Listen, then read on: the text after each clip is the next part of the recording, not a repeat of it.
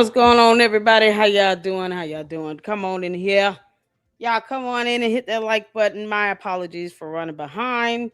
I am just now getting to a good stopping point with work and had to do a couple things around the house. We here. Today was a day, and tomorrow is another one. Wasn't all that great for me. How y'all doing? How was you all's day? Happy, what's the day? Thursday? Yes. One more day, you all, and it's Friday. I cannot wait to a holiday. I'm just ready to have a day off and sleep in. How y'all doing? What's going on? Y'all come in here and hit that like button. We're not gonna be too long tonight because I have to get back up and do it again all tomorrow. And I'm quite frankly exhausted. I'm not even gonna lie to you all, I'm tired. But I wanted to at least go over a couple videos, or at least one good one. As you all can see the title. Oh man, people are digging into George Farmer and his daddy. We're here for it. just because Candace is a demon and I don't care if she gets mad. Can't make this up. I'm under the belief that George Farmer's parents probably want him to get a divorce right now. Get me? Oh, good God. It's only so much abuse they can take from Candace. Candace, you gonna tell us how George got that black eye or what? Stuff like that. Y'all doing well? How y'all doing? I have not checked my emails. The only thing I've been able to do today is send an email out to shout out to my brother in Christ, my Morehouse brother, Jay Witt. He loves that thumbnail, y'all. The Annie thumbnail. I told you all, the Luxters are the greatest. I have the best moms on YouTube. I have the greatest supporters. You guys are so creative and original. And it's just awe-inspiring when someone else is noticing. So shout out to who said the Annie one. I think that was that an S Files or Miss Koga? Which one of you all sent that? I think it was, or was it no reply? Which one of you all sent the Annie photo? Oh, it was Kogo. I think it was Kogo. Yep, it was Kogo. Shout out to Kogo. Jay Witt loves the thumbnail. He texted me, he said, send me that thumbnail. That Annie thumbnail is fire. So shout out to Jay Witt. People are noticing the thumbnails. And I always say, this didn't come from me. This came from the fantastic mods and Luxters in the LLC. So credit is due where it belongs. Shout out to Coco for that Annie thumbnail. Jay Witt is a fan. Shout out to Jay Witt. Y'all ready? Let's get some comments in. Y'all, there's a lot of things happening over in the YouTube streets. Oh, child. Candace losing her damn mind as usual because she's a demonic alien. Can't make this up. What's going on, Adam? Thank you all so much for hanging in there. I appreciate you all's patience as well. Y'all know I have a regular job still. I gotta work, gotta pay bills and stuff. But oh my God, we have a couple videos I wanted to get in. I think we're gonna start with Nemo did this video here about the Big Pharma Rift. I am here for this, okay? And Nemo is the same content creator. Shout out to Nemo, who did the deep dive on the Bullingdon Club. Tawan, Lord Michael Farmer. Oh Lord. The Bullingdon Club. You all must see that. If you have not seen my breakdown on it, please go see it on Nemo's channel. Let me drop the video link for this video. But we did a watch party on her deep dive on the Bullingdon Club. Y'all, that is something else. To think that it's like a UK version of a Fight Club sort of thing, except they get drunk and smash restaurants. Oh my God. Unbelievable. And Nemo's coverage on this was absolutely fantastic. So make sure you guys go show her some love and support over there.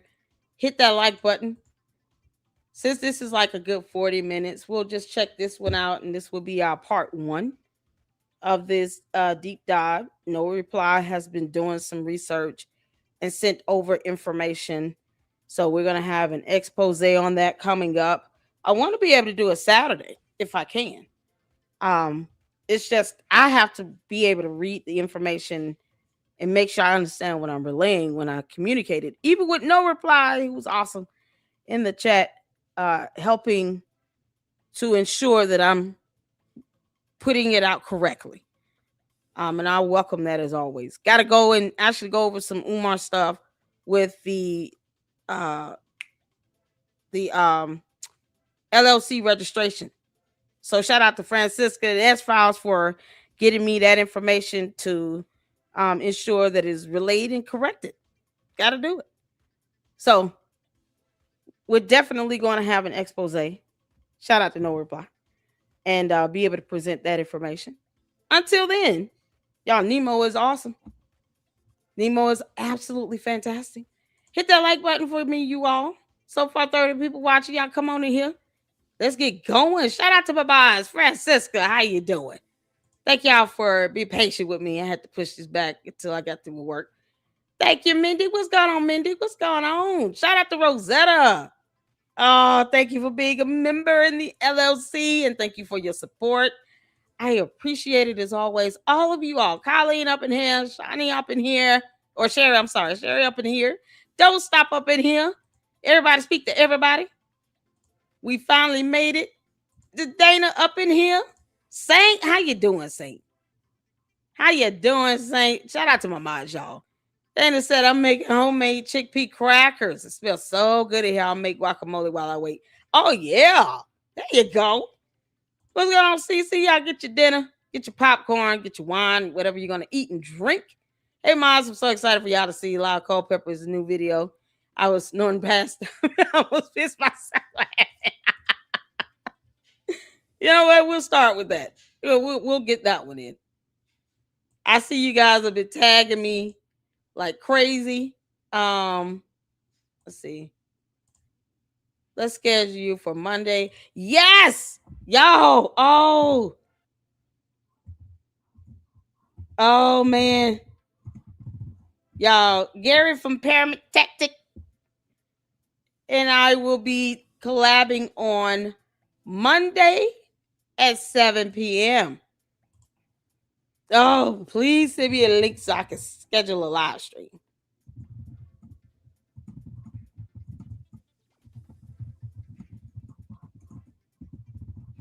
And I can assure you, we will not have any shenanigans. We will not have any shenanigans. You understand?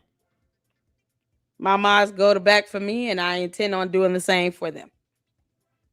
And we want to be clear on that. So we're gonna have it like I said the last time. If anyone wants to email me if there's any thoughts or concerns about that, please let me know. Because I don't want people just going after mods and stuff like that. And then I just recklessly ignore it. Nope. So I definitely want you all to be comfortable and feel good. So as always, let me know how y'all feeling. You guys do. You guys are pretty good with letting me know. I ain't digging that one, Lady Luck. I want you to be honest and let me know, okay? So far we got something confirmed and arranged for Monday. And of course, we're going to be with Ami on May 26th. I told you all, this is going to be a blessed month for the LLC. Absolutely fantastic. I think we're trying to get something scheduled with Eclectic Journalists. Weekday at night would be better. I'm barely awake at 12. Oh, let's see. Let me respond to the Eclectic Journalists. We got to do a watch party on the Eclectic Journalist latest series. That I think is Eclectic Journalist a female or male? I don't want to insult them, but we'll say EJ because Eclectic is Journalist is long. So we'll try to get something next week with EJ and do a collab on that. So shout out to Mindy. You guys are awesome. You guys are helping to get LLC out there in front of other great content creators. And I appreciate you all for that. These great collabs definitely helps to get exposure from both ends. And it just is proof that we're not, I'm not alone in Candace being a demonic alien. Oh God. There's so many millions of people on earth that can say that what Candace is doing is despicable. Oh man. So collabs are just absolutely awesome. I'm excited about E's collabs with her and Candyland Biker Babe 7000. Okay, so we're gonna go over to X right quick.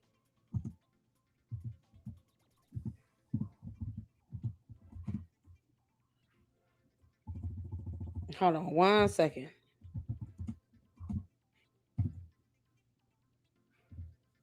All right, cool. Let's get to it. We'll go over there. You guys tag me in. I appreciate it. Let's start here. Here we go. Now shout out to Mindy. Okay, Candace, you know the drill. Let's keep it light and fun. Trying to Lyle. How did you find him? There's some talented people out here in the world. Okay. I love a good laugh. I hope you guys do too. This is awesome.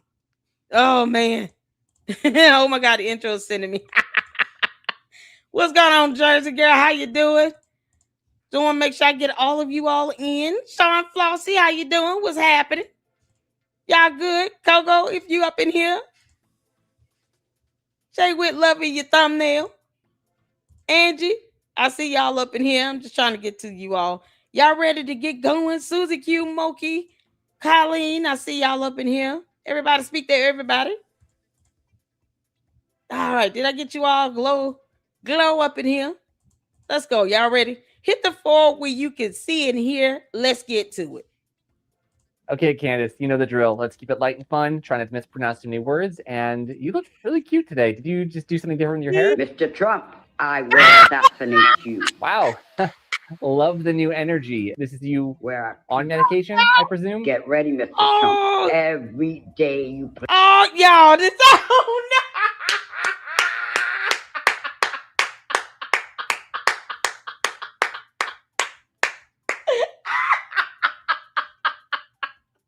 Candace, oh, she looks like a goobly gobbly ghoul.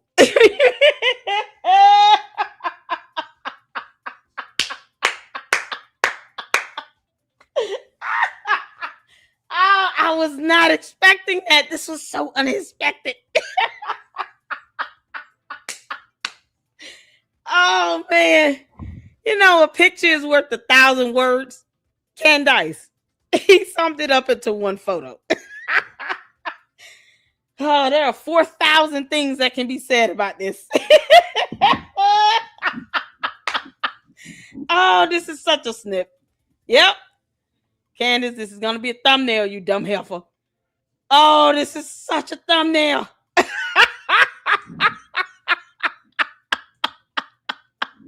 Candace, I see your future and it is horrible for you. Girl, you don't let yourself go, Candace. Y'all, oh my God, Candace. Girl, if you're going to be out here talking all that smack, you better be able to kind of fulfill these obligations. Is this a real person? I don't even know if this lady is real or what. Or AI generated. I don't know what this is. This is something else. We got to start over. Candace, you know the drill. Let's keep it light and fun. Trying to mispronounce too many words. And you look really cute today. Did you just do something different with your hair? Mr. Trump, I will assassinate you. Wow.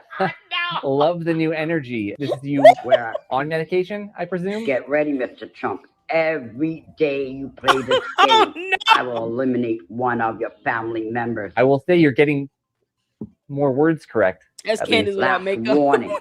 Trump Baron will be executed for every day. Now, this is more like the Candace Owens I know and love. I don't think we could air any of this for legal reasons. You played a scam. I will eliminate one of your family. You know, it is shocking that Charlie picked Erica over. Y'all, in the words of Rick James, cocaine is a hell of a drug.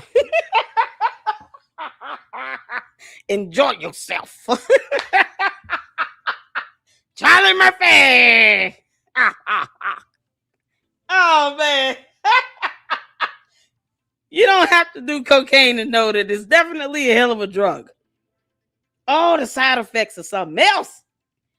It's not even, forget the cocaine. It's meth. This is all meth and angel dust and Clorox bleach and gasoline. Oh, my God. Candace, this is you in 5 years, okay? It's just an FYI. You keep on with that nonsense you're doing, you dumb alien. This is you in 5 years, girl. Real. Yeah. Correct. Why is she threatening Trump? Last warning. Trump Barron will be executed for every day. Now, this is more like the Candace Owens I know and love. I don't think we could air any of this for legal reasons. You played a scam. I will eliminate one of your family. You know, it is shocking that Charlie picked Erica over you. I don't understand it. And that is the fucking truth. I am going to just press pause for a second and for my own safety, and I'm going to go somewhere else.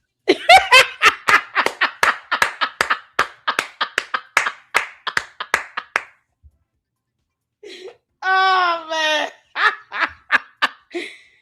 Oh, my God. Well done, Lyle. Well done. Oh, my goodness. Oh, that was so unexpected. That was hilarious.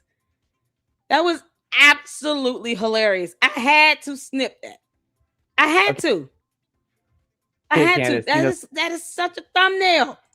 Oh, Candace, you're going to hate my guts. You and the dumb candy asses. I don't care.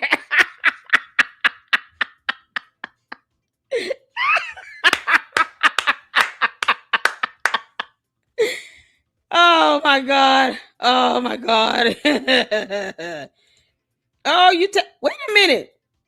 Release of public records, George Farmer. Gary got sidetracked during his podcast last night, so I'm going to go ahead and release the files myself. One caveat. Please keep my account and identity private. Okay, I don't want to scroll down then. Do I need to print it and redact?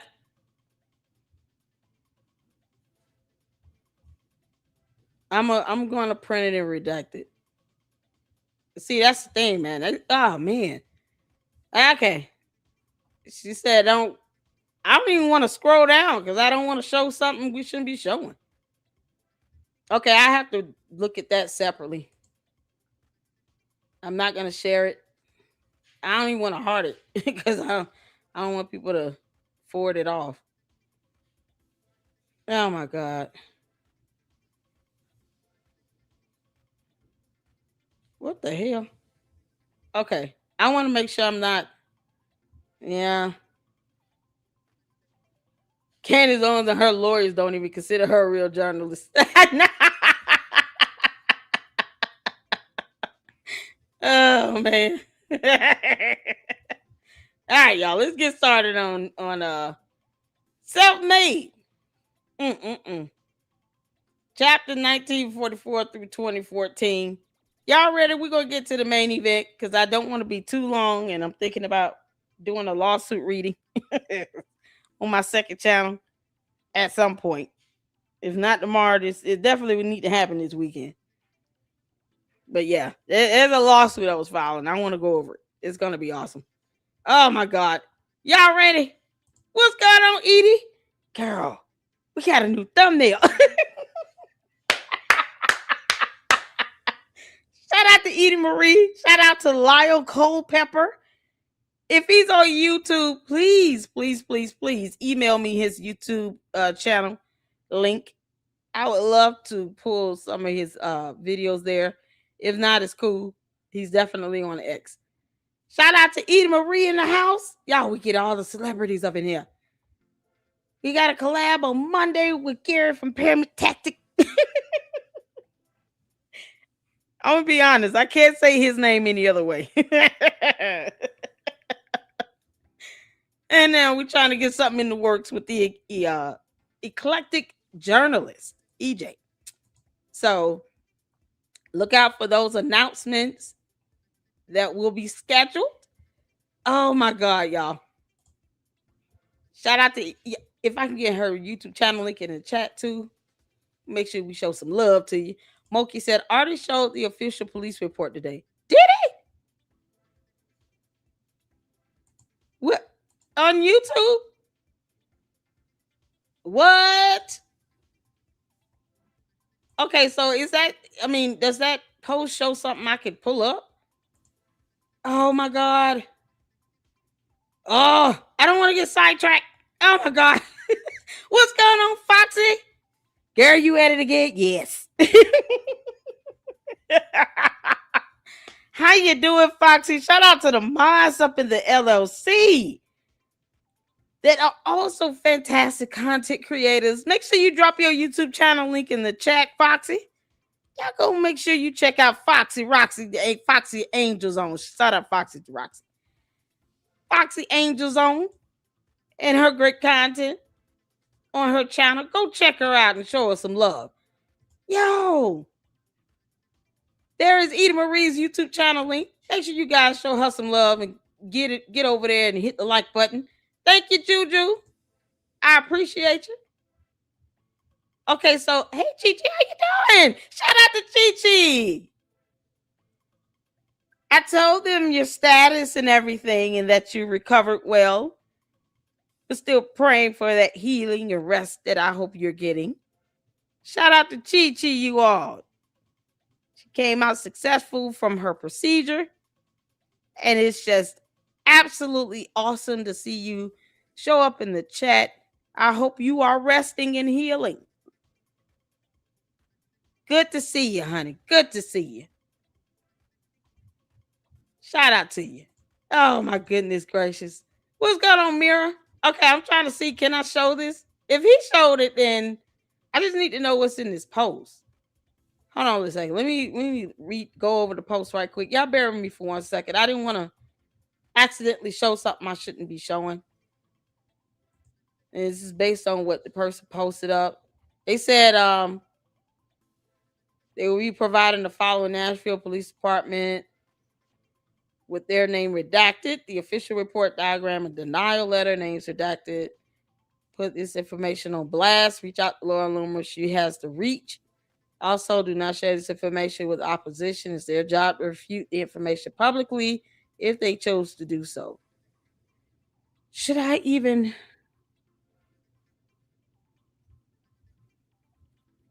Okay. Y'all, this crash report is real. And she tried to lie about this. The candy asses tried to lie about this. Hold on. Okay, what can I show? Can I show? It looks like there's an email. And that has to be redacted.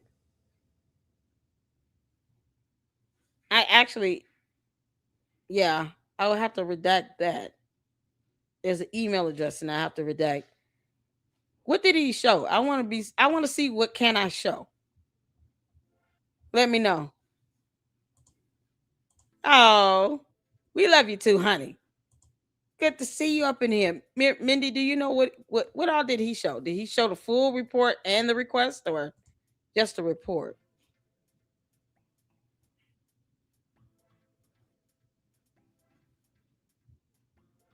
Oh, Candace. Okay. Oh, they got this full report here.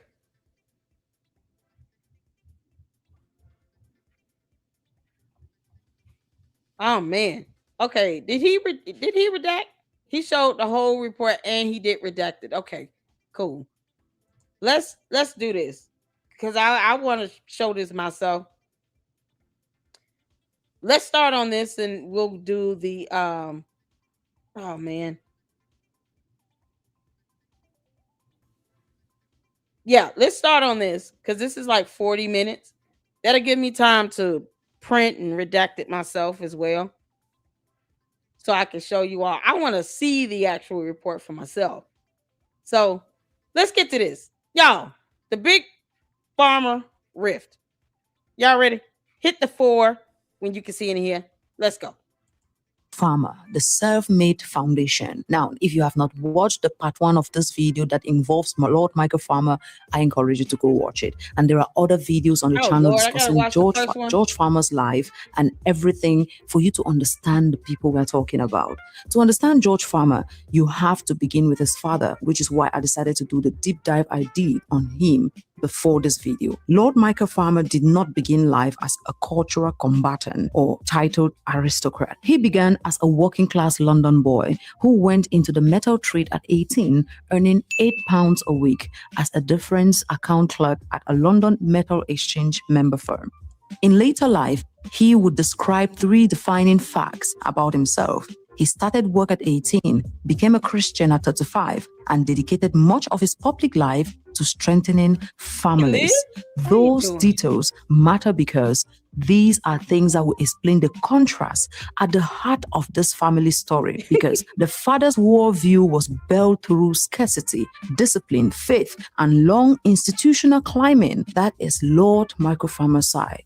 But on the other side, the son's life is built on something else. Over the decades, Michael Farmer became one of the best-known men in the copper trade, earning him the nickname Mr. Copper. Became a dominant merchant trader in copper, at times handling a significant share of Chinese copper imports. That rise eventually fed into his later public identity: donor, conservative treasurer, life peer, Christian campaigner, and advocate for family-centered social reforms. By the time he entered the House of Lords in 2014, Michael Farmer represented a recognizable type of British public life, the businessman who made money in hard markets and then tried to convert wealth into moral and social influence. And when I did the video, many of your comments in the comment section told me that you understood the man he is, because he felt to me, when I did the research on him, like a man who did everything possible to ensure that the life he went through, the life he suffered, he does not have to let another person suffer that if he can avoid it. And even when it came to him choosing to settle down or not, his decision at first not to settle down was not out of some selfishness or because he loves himself too much. No, it was out of him feeling he was not inadequate to be someone's husband or some people's father. And we are happy that he was able to bypass all of those limitations and decided to settle down, have kids, and have a family life, because it seems to be the core value of his life. And even when he was offered a job many times, like he has narrated in the first part, he always told his bosses, I know you like me for this job. I know you want me to work for you, but there are a few things I must let you know. And if you don't know these things, I don't think we will work together. And he will always say, when it comes to me, Michael Farmer, God comes first. Family comes second. Then I think about your work, but I will work hard, but those things come first. And every time he had someone who tells him, I understand, let's do this. So you see that these are the core things that shaped not only his morals, but shaped his life moving into becoming a lord. There have been and still are considerable concerns about such an important matter. Once you see him getting into parliament, becoming a lord, you see that he tries as much as possible to implement policies that are going to affect positively other families, other Christians who he can positively affect. Chapter 2, George Farmer, born into privilege. Now, when it comes to George Farmer's birthday, I would like us to trash this out so we don't have to argue over such a mundane detail. His date of birth is not exactly something we can swear by. His Wikipedia page actually says a different date, and sometimes he is referenced with a different date. His Wikipedia page says he was born on July 7, 1990, and then sometimes it says July 5th. Some people say it's June, some say it's May, but the thing I want to go by is the date his wife had referenced or alluded to reference in one of her podcasts when she said it was a weekend when they had their son's celebration, some baptism, and then it was also George Farmer's birthday. Wonderful weekend. We baptized baby Roman. Very exciting. And it was just a day where it was also my husband's birthday. We had tons of family members and friends over to celebrate. So if we do the calculations around that time, it will be okay for us to assume that his birthday is July 5th, 1990 or 1991, because there are also... Here's my thing. He's a public figure that tried to be a huge public figure through TPUK, that is married to a public figure. And somehow they can't just give his correct birthday. And they don't realize that this brings into question Candace's birthday. Like, now people have a reason to question whether or not her birthday is accurately reported. They can't even tell the truth about a date of birth. Even if he gives the month and year, what the hell we gonna do with his birthday? I mean, I highly doubt he would be able to kind of get scammed like that to where somebody goes and opens a credit card using his name and date of birth. You would need more than that. So why lie about something like that when you're a public figure? It's so stupid. You can't do with his date of birth. Even to get a credit card or something, you need his date of birth and social. So that serves no purpose. I have no interest in doing anything with his date of birth. He's not that damn important, which is why I don't understand why he lies about this. See, this is one of the many dumb lies that Candace tells. Aside from her trying to throw George cover about his birthday, she lies about having 2 degrees. How do you come out into the public spectrum and talk about having dropped out of college in your 3rd year because you couldn't afford shit? And then all of a sudden, when Piers Morgan calls you out about a lawsuit and said that you are not an investigative journalist, all of a sudden you've got 2 degrees. And she said that in 2 separate videos. One of them, we went over both of them. One of them, she was trying to so-called respond to Piers Morgan saying she's not an investigative journalist, but she's not. And the other video was coming from a comment she read, which was the last time that dumb heifer read a question. Whenever she reads a question or comment from the audience, it's definitely somebody kissing her ass. It's the code. And one of the few times she actually read a question and was blindsided by it, and then doubled down on the lie of having 2 degrees. Why won't she show them? Why not hang them behind you on the wall? If you claim to be a journalist and you have a degree in journalism, wouldn't you want to show that off? Wouldn't it make sense to actually show people that you have education, at least in journalism? So when you call yourself a journalist, people might take you a little bit more seriously. I still won't, because she has no integrity, but whatever. You can say technically you got a degree in it. She doesn't even want to show the evidence for that. But these are 2 dumb lies that they tell that are highly unnecessary and not warranted. You don't sit here and lie about dropping out of college, or let's say she was telling the truth about that, but then turn around and lie about having 2 degrees. Why would you lie about that? Why would you not want to just prove that true, or just stick to the original story of you dropping out in your 3rd year of college? Either you dropped out because you couldn't afford shit, or you went back and you actually got 2 degrees and you should be proud of it. But the candy asses, they don't care about that because they're stupid.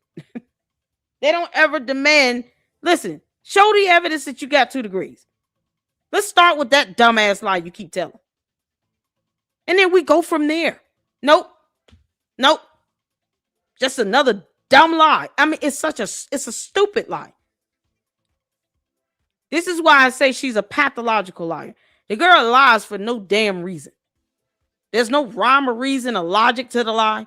It's just a stupid lie. No one cares. If she did not finish college, then no one cares. Why lie about having 2 degrees? But if you have 2 degrees, great. We don't care. We care that you're lying about that. And it's not necessary. Now they lying about his damn date of birth. What are they hiding with that? Like, is he underage or something? I mean, what the hell? Candace. Yeah, wouldn't it be crazy if we found out George was really 17? I'm just saying. He go out his way to sit here and lie about a date of birth. And she can't keep that straight either. And what if he's underage or something and she need to go to jail? Well, you can't make this up. So some pages that refer that he is born in 1989. It's not an important detail. I just needed us to clear it out of the way so we don't have to argue over the mundanity of his date of birth. It's not important. If we don't know his real date of birth, it will not change a thing about him or us in this discussion.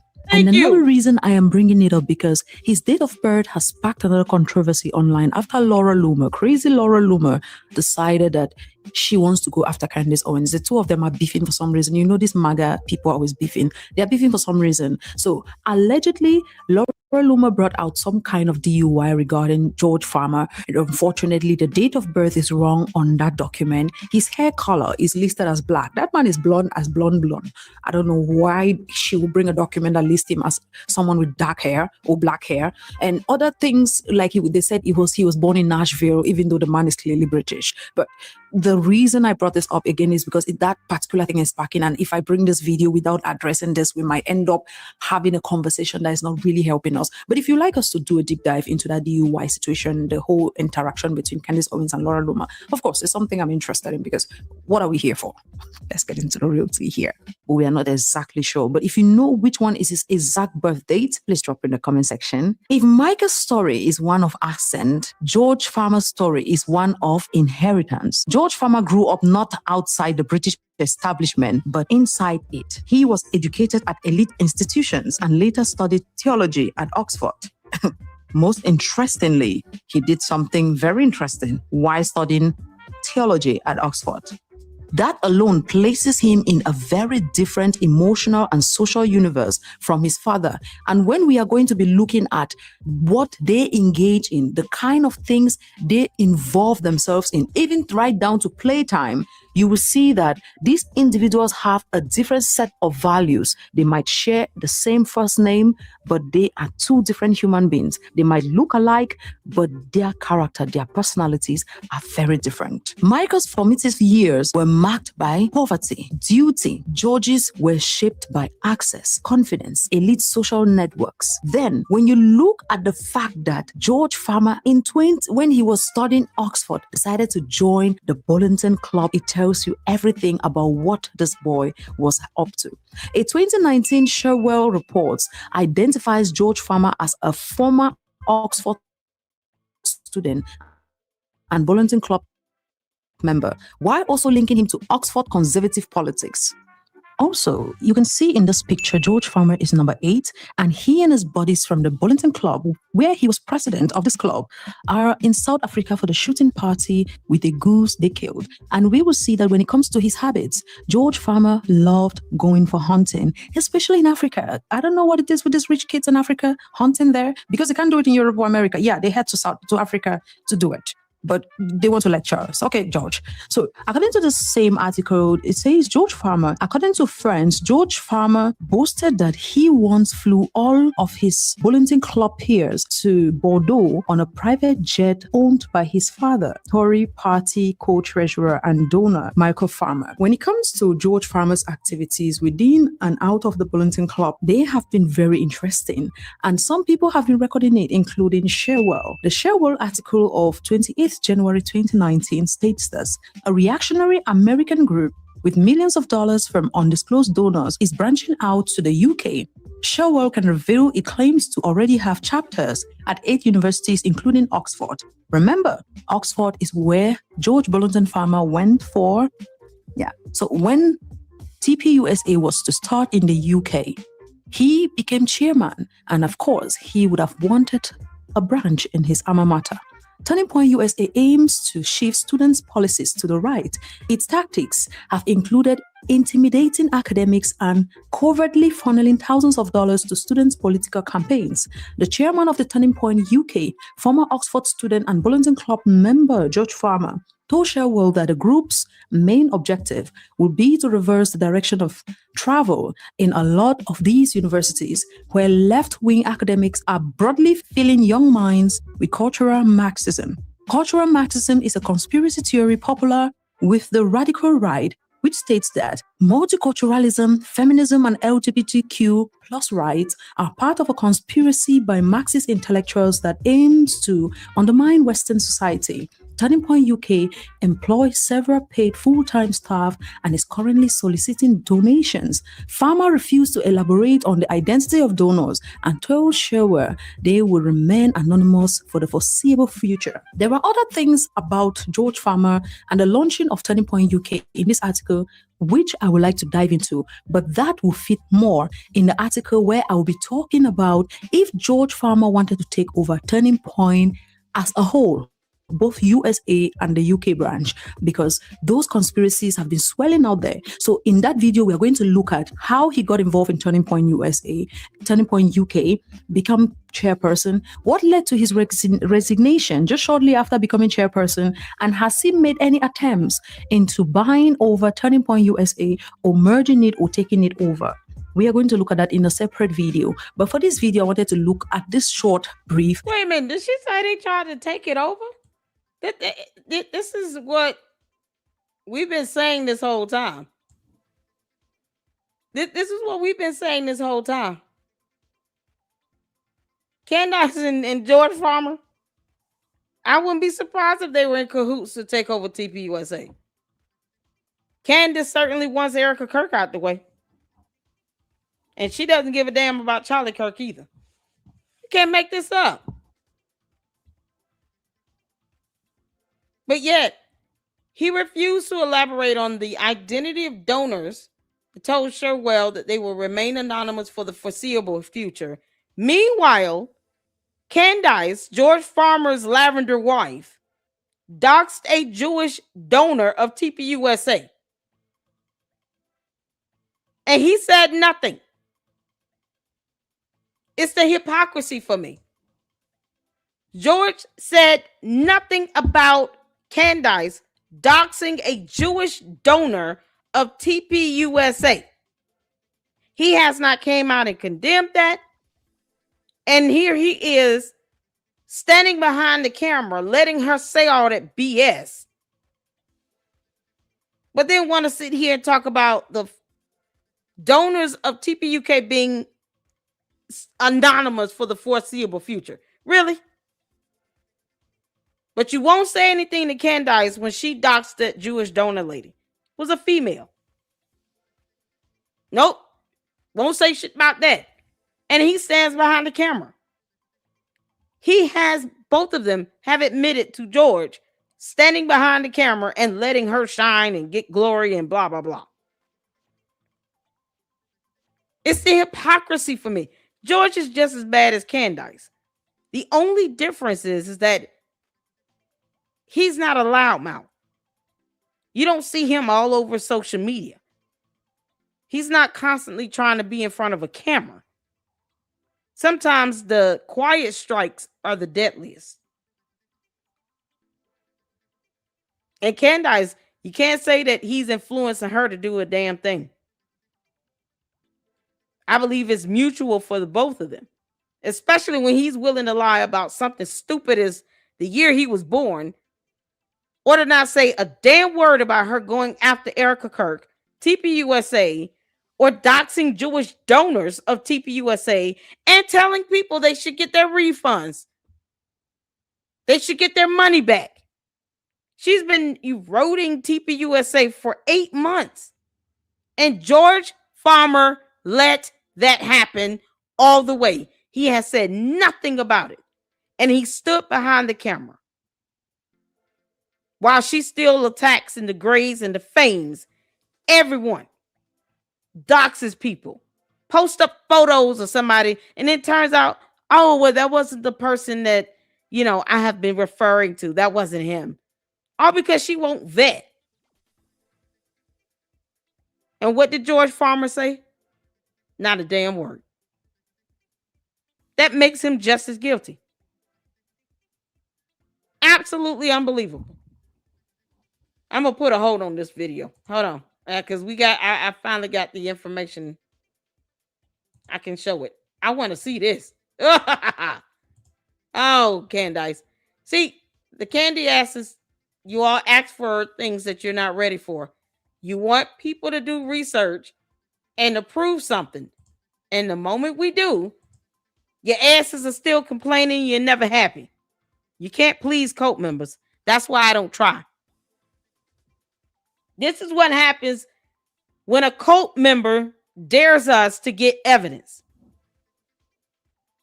They can also request this stuff themselves from the police department, but they're too simple. You know, reading any word with more than 3 syllables is going to break their brain.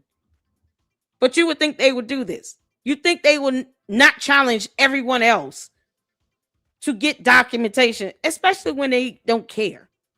They're in an alternate reality where they don't give a damn about anything. If it doesn't come from their cult leader, they don't care. Well, for everyone else, here it is. Candace, you tried to call this a fender bender. It's an insult to our intelligence. When you try to downplay something, we can just simply get from the police department. And so can your cult members. I mean, if they really want to fact check us, you think they will beat us to the punch and get the same thing? And they know if they do, it's going to make her look even more like a dumb liar. Why does George feel he's justified to get behind the wheel of a car on our U.S. highways? Why would the candy gases be okay with that? But let something, God forbid, happen to one of them and their loved ones because George Farmer went out and got behind the wheel of a big-ass truck and was sloppy drunk. Then they'll want to hold him accountable. But they don't think about the fact that he could have actually hurt, harmed, and killed someone on the highway, on our U.S. soil, because he got behind the wheel of a truck and was drunk and crashed it. Thank God he went into a ditch. What if he had actually hit another vehicle that had small kids in it? The candy asses don't give a damn. They're soulless and heartless and just as evil as their cult leader. Because they don't think about that. They don't think, what if he got behind the wheel of a car, got stupid drunk, and actually unalived someone? When he could have caught an Uber, a Lyft, or even got a limo. He's got the money. He could have gotten one of his buddies to pick him up. Or hell, depending on where he went, he could have walked the hell home. Anything to get him off the street and to not put everybody's life and safety at risk. And the dumbass, candy-ass cult members overlook and ignore that. They don't care. They're just trying to please their cult leader. They won't acknowledge this to say, you know what, this is pretty bad. You're talking about something that can be foyed and viewed by the public. You can't cover this up no matter how hard you try. And you shouldn't want him behind the wheel of a car when he's damn drunk. And he hasn't denied it. When did George come out and deny this shit? I'll wait. You think he would come out and deny this if it were fake? You think George Farmer himself would get his ass from behind a camera and actually do a post or video and debunk this if it were false? If it was verifiably false, don't you think he would come out and he would deny this himself? Why would he let Candace do it for her? She's a pathological liar, and he knows it. But he stands behind a camera and lets her go out and attack everybody and their mama. But not one time did he come out and deny this. So why the hell the candy ass is trying to defend somebody that won't even come out and defend themselves? with his punk ass. George, I hope you watching. Kick rocks. Can't make this up. Here's an email for the FOIA notification. You all see the requester number. It was submitted on May 7th. And then, of course, when the request is fulfilled, they send you a link where you can either see the attachment for a video or the documents. And then you have the Metropolitan Nashville PD information and phone number at the bottom. So if any of the candy asses want to go out and bid and go verify for themselves, they can. They just too stupid to do it. All right, so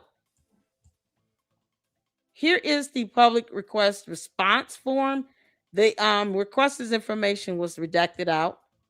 This was done on May 13th, and it's regarding incident report, arrest report, photos, case file. I don't know if they have to specifically state they want body cam footage or not. But from my understanding, what I've been reading, the body cam may not be available for FOIA from the police department. You may have to get it from the defense attorney. And what the hell happened with the charges itself is, I don't know if it's in here or not. This is my first time seeing this. Y'all, it's hard to keep up with what's going on throughout the day because I'm working. So you guys can see here. This originally said your request is denied on the following grounds. No such record exists, or this office does not maintain records responsive to your request. And then they put the information at the bottom. You all see there. Let's see. But they sent this. The crash report. And they got the date of the crash. This is what I believe what Laura Loomer was able to get. And she had to redact out some information. No, not collision. Y'all see that here? Not collision with motor vehicle in transport. He hit a damn ditch. Relation to roadway was roadside, was the left side of the highway. Let's see. Y'all see that? First harmful event. Embankment earth. Oh my God. Embankment earth. He hit the earth. There was grass underneath the front bumper in the actual photos of the vehicle. He ran into a ditch and tried to walk away from the scene of the accident like a coward. Just like he's being now. Because where his punk ass at again? Where he has not came out and defended himself on this. Y'all, this is something else. Embankment, earth.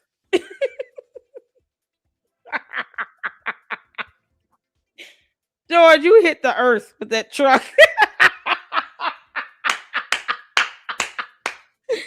I hope Captain Planet comes back and whoop his ass. Oh, God. The earth is not happy right now with George Farmer running a $150,000 pickup truck into the earth. I wonder how far down did it go. Oh, good grief. Y'all was bad enough to lose a front driver tire. I mean, you talking about, oh man, the impact of that to where it totaled the truck out. How deep was that damn embankment? Good grief. It took a tire off.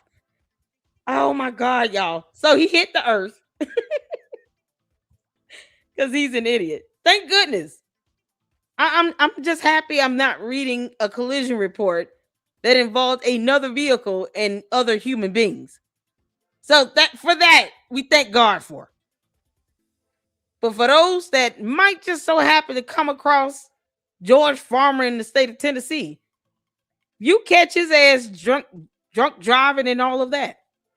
I think you have the right to make sure you pop his ass a couple times before the police show up. I think it's only fair. The next time might not be so lucky though. That's the problem. And the candy asses don't care about this. but they don't think about the possible human lives that could have been affected. So thank goodness it was the embankment earth. God. Oh, good grief. Y'all, he was sloppy drunk. This was at 9:20 p.m. where they cleared the lane roadway. It didn't take long. He hit the embankment. I don't know how much debris was left out on the street itself. But as you all can see, it took about a good 5 minutes between 9:15 p.m. and 9:20 p.m. to clear the street of debris out. Lane 1, lane 2 were both blocked momentarily, and everything was cleared. I would assume this includes having the vehicle towed by 10 p.m. Incident cleared. Y'all see that? And then, of course, they give the investigating officer information and all of the officers that came out on the scene and assisted. So the investigating officer, last name here, Garcia, generated the report. You guys see the police vehicle car number they were in. Then you have the assisting officers information there. And I believe these are the badge numbers. Maybe this is their badge numbers. Oh, no, here it is. There you go. All right. So there's the vehicle number, the police vehicle number. And here are their badge numbers. So y'all see that now. So if you want to verify these police officers are real, all you got to do is call the police department and ask if these officers with the badge numbers here work for the Metropolitan Nashville Police Department.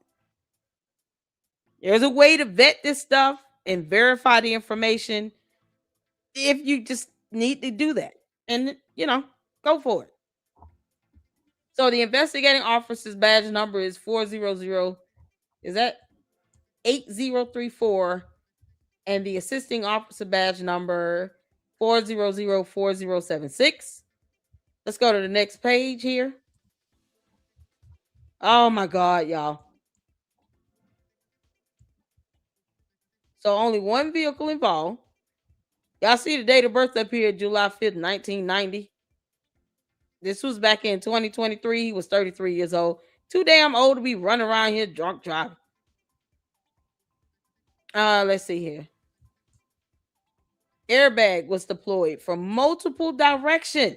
That's how bad this crash was. Multiple airbags were deployed. Multiple. I don't even recall seeing this in the other report. Did y'all recall seeing this? This idiot right here, man, he had multiple airbags were deployed. You got to think about the impact of that truck hitting the embankment earth for multiple airbags to deploy, and you lose a tire in the process. What in the entire hell was he thinking? Oh my God. Y'all, this is something else. You know how many people have lost their lives to drunk drivers? And the candy asses think we ought to be okay with George's dumb ass. For what?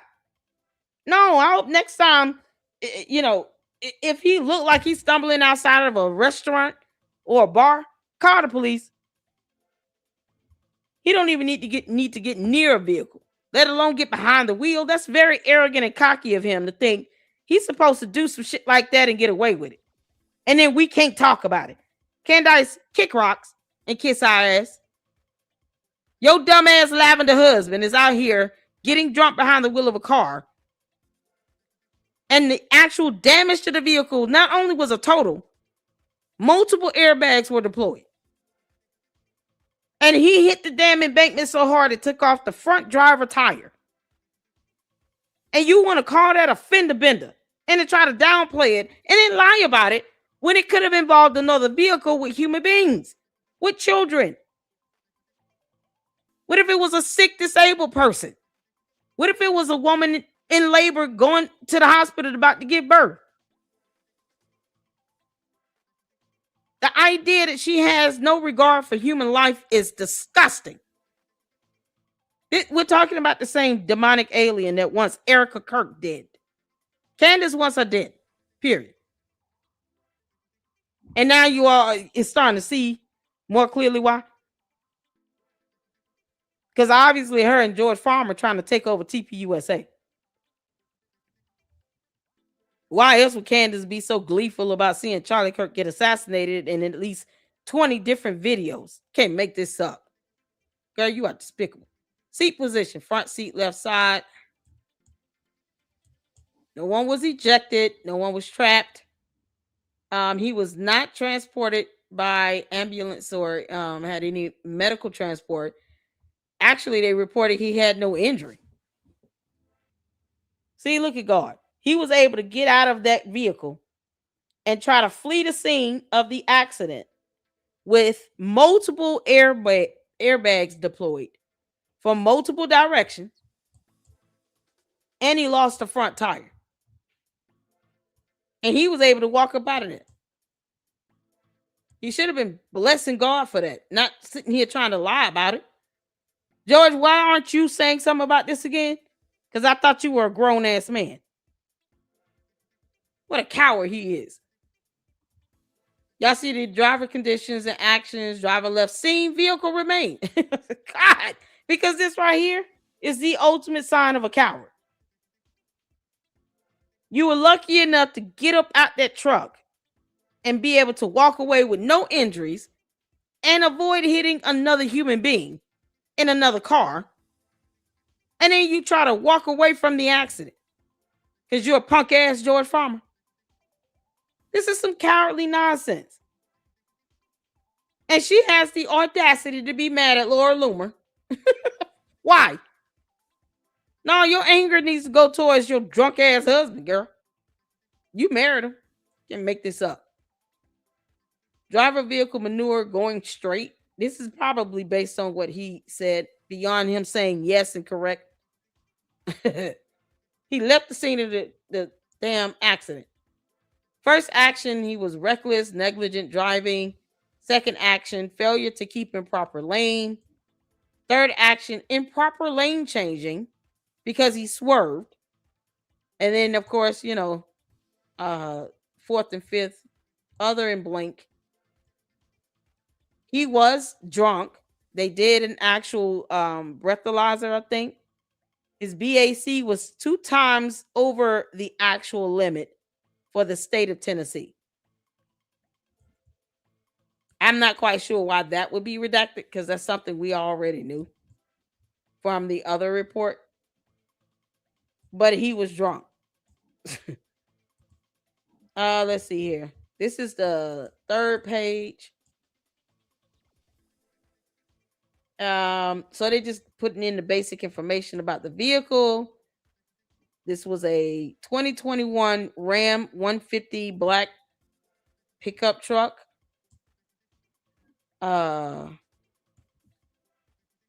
Towed due to vehicle damage. It was totaled. They have insurance information, but it's redacted. Plus, Candace already said that they had to pay towards their insurance because he caused the accident.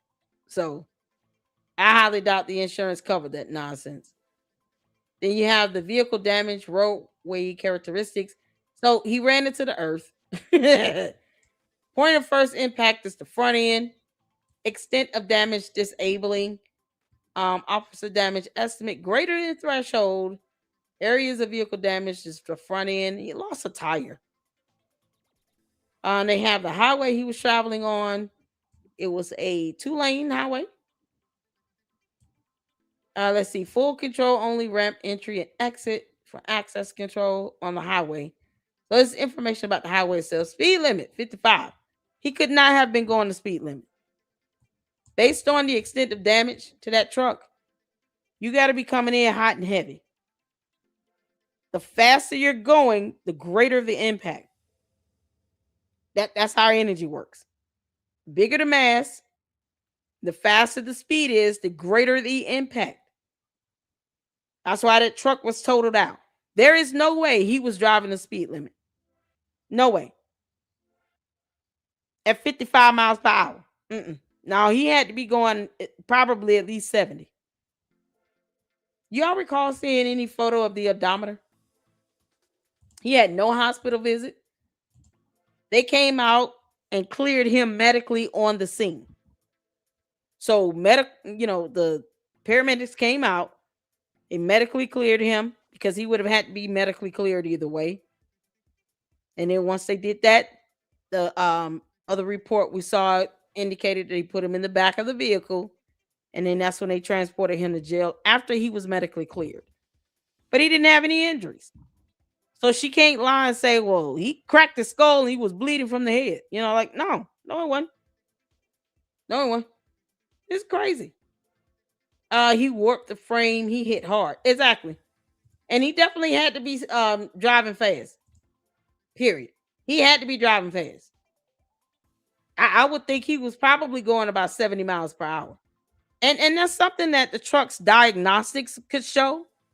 At the point of impact, it would have had to record the last speed that the truck was traveling. So that's data that can be pulled from the truck's black box, if you will, where it would have recorded the last speed that the truck was traveling before the actual impact itself. I can guarantee you it was not 55. It had to be higher. That truck is not going to lose a whole tire. When you're talking about a custom-made truck where you have the ability to automatically get, what's those tires where they auto-inflate? Even if they're punctured, you can have them, they kind of trigger an auto-inflation until you're able to replace the tire. You don't have to worry about a complete blowout with some of these higher end tires. He had those types of tires on that truck. Is there a special name for that? Am I missing something? I don't know a whole lot about cars. Okay, so one day it said, can someone please release the police video recording? We're trying to get it. Believe it or not, a few people have requested it. It's only so long the police, I have to read the statutes of how long they can maintain and store police body cam and the police dash cam footage. So if the police don't have it, it would have to definitely come from whoever his defense attorney was, because he would have had to go to court and answer to this, because originally he had like 3 charges. But trust me, I want to see it. And then to see him drunk and walking towards the police car, you can't make this up. The drunk driver that hit my van stopped his work truck with a tree. What? When did this happen, Andrew? You okay? Then he gets out and runs, leaving his passenger crippled and stuck in his van. What? Oh, that's some evil stuff. This is the same thing George did. Imagine if someone else, like one of the kids, would have been in the truck. I'm prone to believe that he probably would have just left the child in the truck. He had no quarrels about walking away from the scene of the accident, and he didn't even hit anybody. He hit the actual embankment, and he still walked away from it like a coward.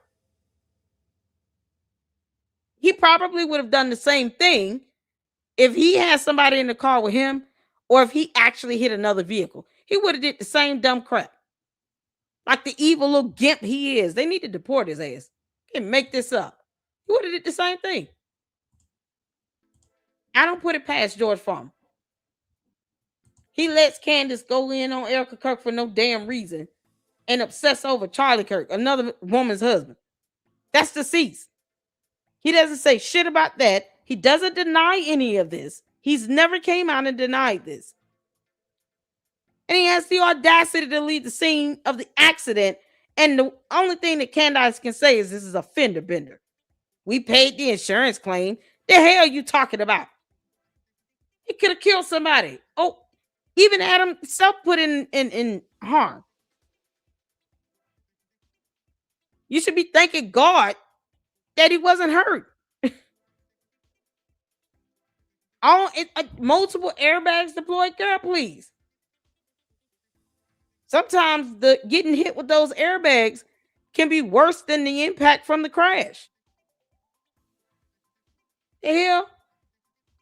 And you know he was not going 55. He was not going the speed limit. His ass was speeding. Speeding and drunk 2 times over the limit.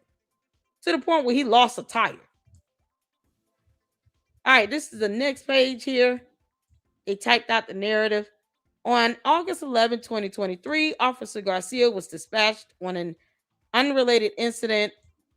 Then this is some redaction here on I-40 West exit 208 when he observed a white male. Also, the investigating officer was a male. I thought it was a female. When he observed a white male with blonde hair, backpack. Y'all see there? Blonde. So in the narrative, they put blonde.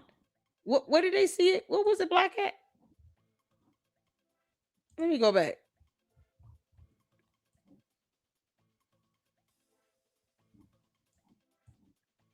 I don't see where they have like his height, weight, and all of that.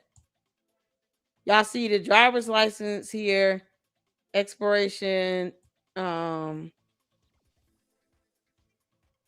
Yeah, it doesn't give me like height, weight. Where is that? It's not even on this one. Okay. Yeah, and the other documents we saw, they had black hair noted. It's like, no, we know he don't have black hair. That's so crazy. All right. So here in the narrative, and like I said, the candy asses don't trust anything, then they can call the police department for themselves. I mean, my goodness. White male with blonde hair, backpack, white t-shirt, and blue jeans walking towards Officer Garcia's patrol car.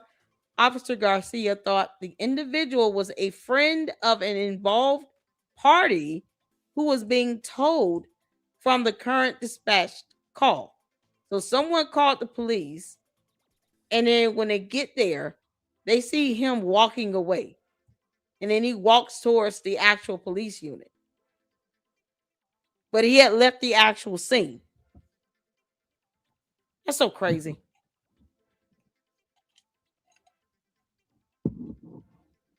Let's see here. Okay. So it says Officer Garcia quickly observed strange behavior of the individual who was later identified as George Farmer, driver 1. Farmer quickly rushed Officer Garcia's driver's side door as if trying to keep the door shut. What? Can you believe it? What the hell? And they didn't tase his ass? You can't go rushing towards a police vehicle unit trying to keep their door closed. What kind of... They should have taken that as threatening behavior. I'm surprised they didn't shoot him. You kidding me? What was he thinking? He was not thinking at all. This is how much of a coward George is. Not only did he leave the accident, he quickly rushed Officer Garcia's driver's side door as if trying to keep the door shut. Officer Garcia was able to get out of the patrol car and direct Farmer to the rear of the patrol car. Are you serious? Oh, I want to see that body cam. Oh, I really want to see it now. Can you imagine that? George Farmer rushing towards the police vehicle as if he's trying to keep the police from getting out of the car. Trying to keep the door shut. What the hell? This is unbelievable. Oh my God, George. Why isn't his driver's license suspended? They need to deport his ass. We ain't got time for this. You mean to tell me you crash your ass into a ditch, embankment earth, going well over 55 miles per hour to total your truck, multiple airbags deployed. You lost the front driver tire. And then you have the audacity to rush towards the police vehicle unit on the driver door as if you're trying to keep the door shut. What the hell did you think was going to happen? God.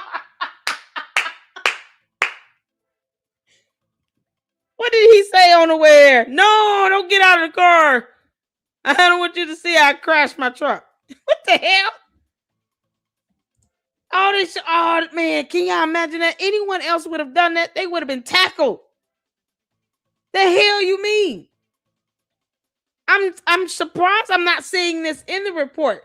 And then Officer Garcia's tackled the hell out of George Farmer and put him in the cuffs. How dare you go rushing towards the driver door trying to keep it from being open? How the hell you gonna keep the police officer in the car against his will? You can't make this up. They should have charged him with aggravated assault towards a police officer here. Says he didn't put his hands on him. What the hell was he thinking? You didn't think the police would get out of the car, George? Are you serious? You trying to keep the damn police officer from getting out the vehicle? Boy, this is priceless. The audacity of him. I really want to see that body cam. Oh, honey, I'm with you, Sherry. Oh my God. He had a backpack. It was like he planned to drink and crash. You would think, right? The way he acted. Oh, I'm with you, Cheryl. I want to see that body cam. And they didn't tackle him, Cheryl. What's going on, Cheryl? George was 3 times the legal limit. He thought the cop was a tequila truck. He just wanted to drink.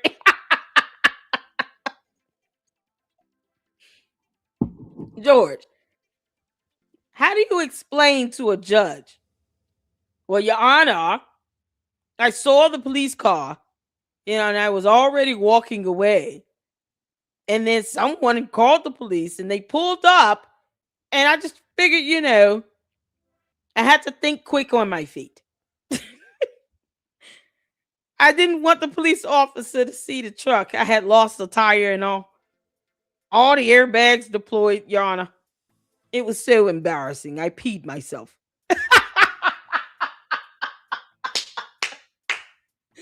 George, did you wet yourself in that truck? You didn't want them to find out.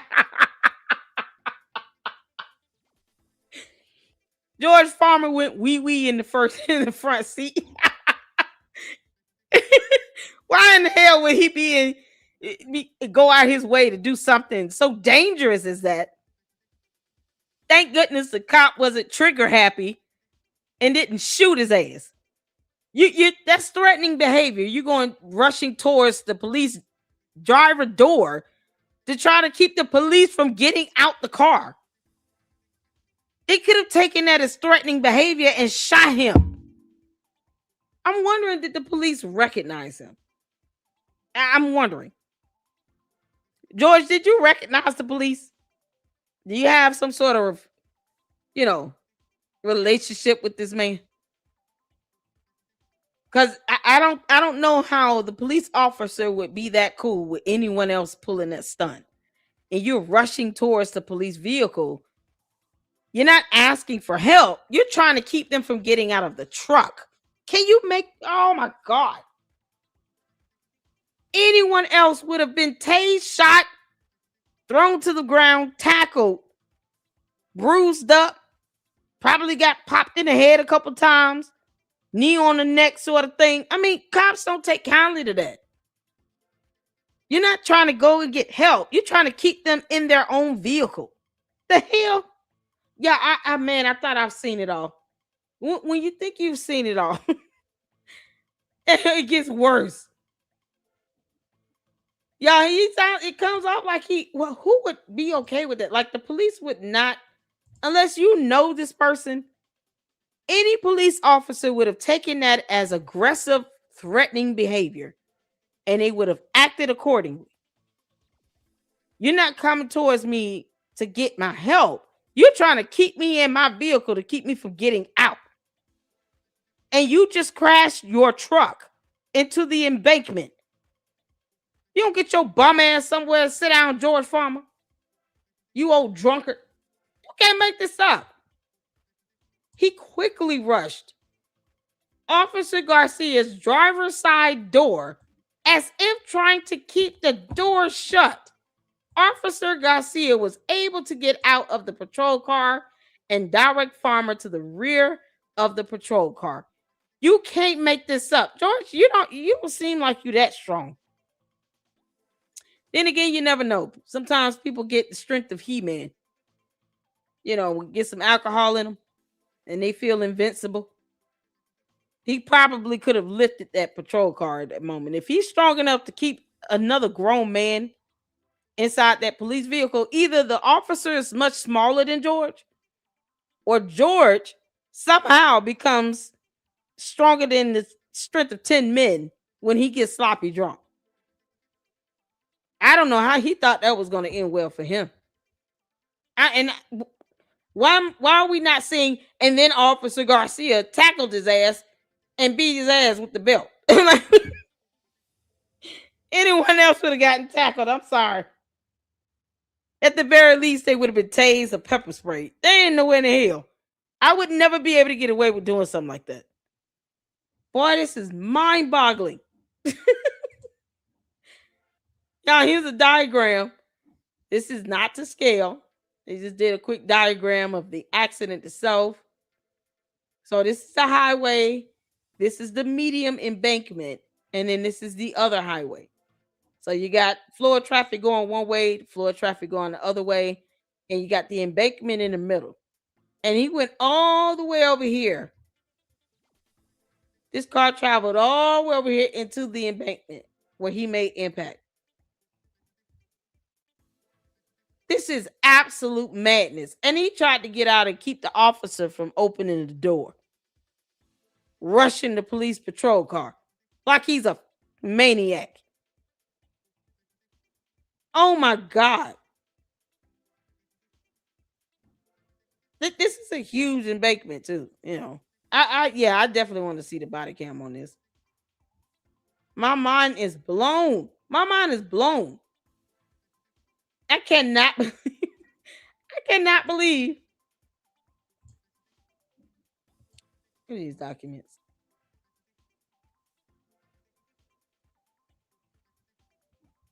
I can't believe it. And he was able to get into, oh my God, and tried to keep the cop from getting out the car. God, this is crazy. This is madness. What did Artichoke say about this? We gotta see his video on this. Because I can't be alone in this. I can't be alone in this. We'll have to get back to Nemo another night. I know I can't. This cannot be a long live, y'all, because I have to get up early in the morning for work and stuff. But now I want to see what Artichoke had to say. My mind is blown. My mind is blown. He tried to bomb rush the police car. This is madness.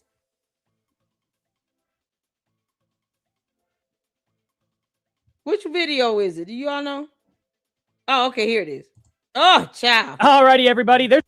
I want to know what he had to say. Did he catch this whole thing about him running up and running towards the police car? Oh my God. Y'all shout out to Artichokes. We'll finish Nemo up tomorrow. I'm definitely change the title of this live stream. You can't make this up. And he didn't sit in jail for a while. I don't. How many of you all have ever seen someone in any police body cam footage or know anyone that's ever rushed towards the patrol car of the police officer trying to keep the police officer from opening the door and from getting out the car? Have y'all ever seen or heard of anything like that? This is a first for me.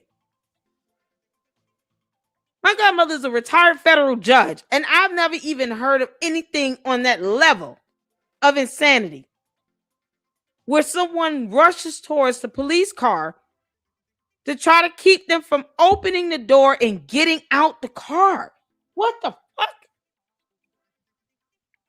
My mind is blown. It's the audacity for me.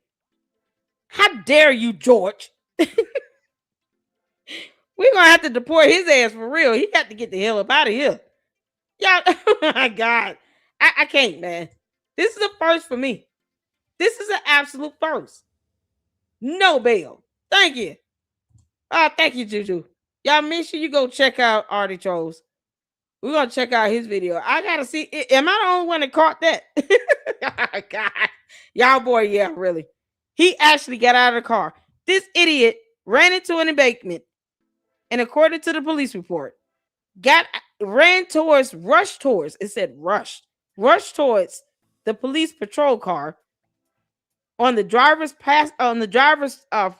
side in an effort to keep the police officer from opening the door to get out of the car. And I guess the officer was just faster than he was. Or maybe he was strong enough to push back to keep him from keeping the door closed. Like, how do you keep the officer inside his own vehicle? What did he think that was going to achieve? The fact that the police felt the need to even put that in the police report speaks volumes. That goes to show he didn't even want the cop to get out of the car to go look at the accident. Now imagine if it was another vehicle and you got someone on the brink of death and he's trying to keep the police officer from getting out the car. George, you are pathetic. You are pathetic. Get your ass out of our country. You can't make this up. Shout out to Artie. Let's hear what he got to say. Y'all hit the 4 if you can hear. There's a part 2 to Candace Owens today, as you know, it usually ends up happening. But guess what? We actually got the actual official police report, not screenshots of a police report, the actual official police report of George. I almost said George Floyd because that's coming up next. George Farmer, Candace Owens' husband. Culture, you better be on your best behavior. This isn't looking good for Candace. Before we get started, though, guys, please give me a like and subscribe. It's all I ask for. I work a full-time job. Oh, yeah. Make sure you all hit the like button here, too. And when this live stream is concluded, hype this video up. And if you have not subscribed, you got to subscribe to the LLC. And make sure you subscribe to my second channel because I'm going to start doing some content over there that will not be done here. Specifically dealing with more of the gossipy, sweet tea stuff and true crime. So, yeah, make sure y'all subscribe over there. Oh my good grief. Job outside of this channel, so I don't ask for donations. I don't ask for, I don't advertise anything, and I want to keep it that way. Thank you all so much for being here. Let's just jump right on into this, huh? Alrighty, let's look at this video here. Can't play that song at all. That's not good. Okay, we're going to stop here. This is actually very, very, very hard to read here. Yeah, it scrolls through. It looks much better on a phone, to be honest. But you can see parts of this literally right here. And then you can see this up here, the hazardous material. On 8/11/2023, Officer Garcia was dispatched to an unrelated incident. White male with blonde hair, backpack, white T-shirt, and blue jeans walking. George, what was in that backpack? Was it the rest of the alcohol you took out the restaurant or what? What was in the backpack? Funny how he and Tyler Robinson, walking around with backpacks and shit. Was it the weapon? The other report notated that he had a weapon. Was it the weapon, George? Did you have your weapon in that backpack? Why would you walk around with a backpack on the highway? And then you trying to keep the police from getting out the car. What the hell with the weapon? They indicated in the other report that he had a weapon. Was it in the backpack, George? Because if you bomb rush towards a police car with a weapon on your person or in your bag, they definitely should have taken you as a threat. What you mean? They should have tackled his ass. And he got a gun? What's the weapon in the backpack, George? Because what? Why else would he have it? Is that why he didn't want the police to get out? Because he actually had a weapon on him too? And this idiot man trying to get this stuff covered up and don't want anybody to talk about it. While he refuses to deny any of this. George Farmer, we dare you to come out and lie like hell. Come on out and lie and deny this. That way the police department can do a whole presser debunking your dumb ass. I wonder if we can get Officer Garcia's up in the LLC. I would love to interview him. I just want to gauge what the officer was thinking when he saw George rushing towards his patrol car to the driver door to try to keep him from opening it. And he got a backpack that it doesn't even say what was in it. So did he have his gun in it? Who does that? Now, let me get my backpack and get out of this car and walk away from the scene of an accident. As long as I got my backpack, I'm good to go. What in the entire hell was in that backpack? Y'all, this is so insane. Oh, this is madness. This goes to show what type of person George Farmer really is. He's a clown. I don't take him seriously at all. Candace, you and George are clowns. And you're a demonic alien. I know her yeast infection had to flare up that day. Garcia thought the individual was a friend of an involved party who was something. Officer Garcia quickly observed the strange behavior of the individual. Farmer quickly rushed Officer Garcia's driver's side door as if trying to, I don't know what he was trying to do there. Let's see. As if he was trying to probably keep the officer from coming out of the patrol car and direct Farmer to the rear, and he directed Farmer to the rear of it. Okay.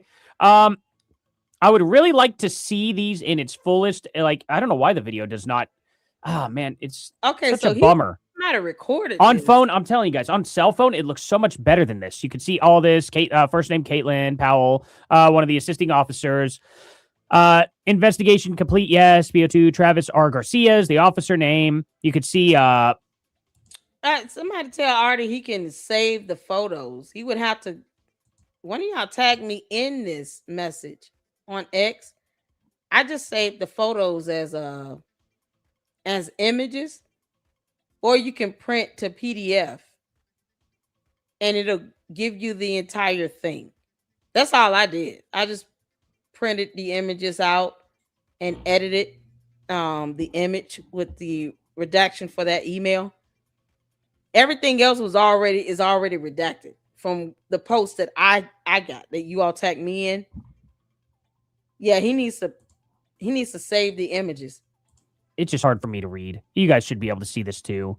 This let's is see. crazy. Thursday, Man. I can't believe local agency number here 180 or 190 I don't know. I'll have to figure it out. Metropolitan Nashville Police Department 202-304-71289. That's hard to read. It could be 299, but I think it's 89 here, just because this has a little bit more of a curve. Property damage is the claim here. Date of crash. So crashed his car near an exit ramp. All the stuff is here exactly the way you would think. Right down here, we go to George T. Farmer. You have his date of birth, 7/5/1990, age 33. You have white, all this other stuff. But when you go down to the very bottom, it doesn't say brown. And this is the thing too. That's my question. Don't stop. What was the outcome of this? That would mean we have to get court documents. There has to be a court docket on this. And that wasn't, I mean, even if it's closed, we can still see the court documents.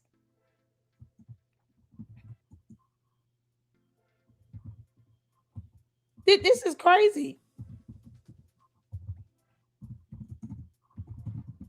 We should still be able to go to the court docket and see the court documents if he had to go to court.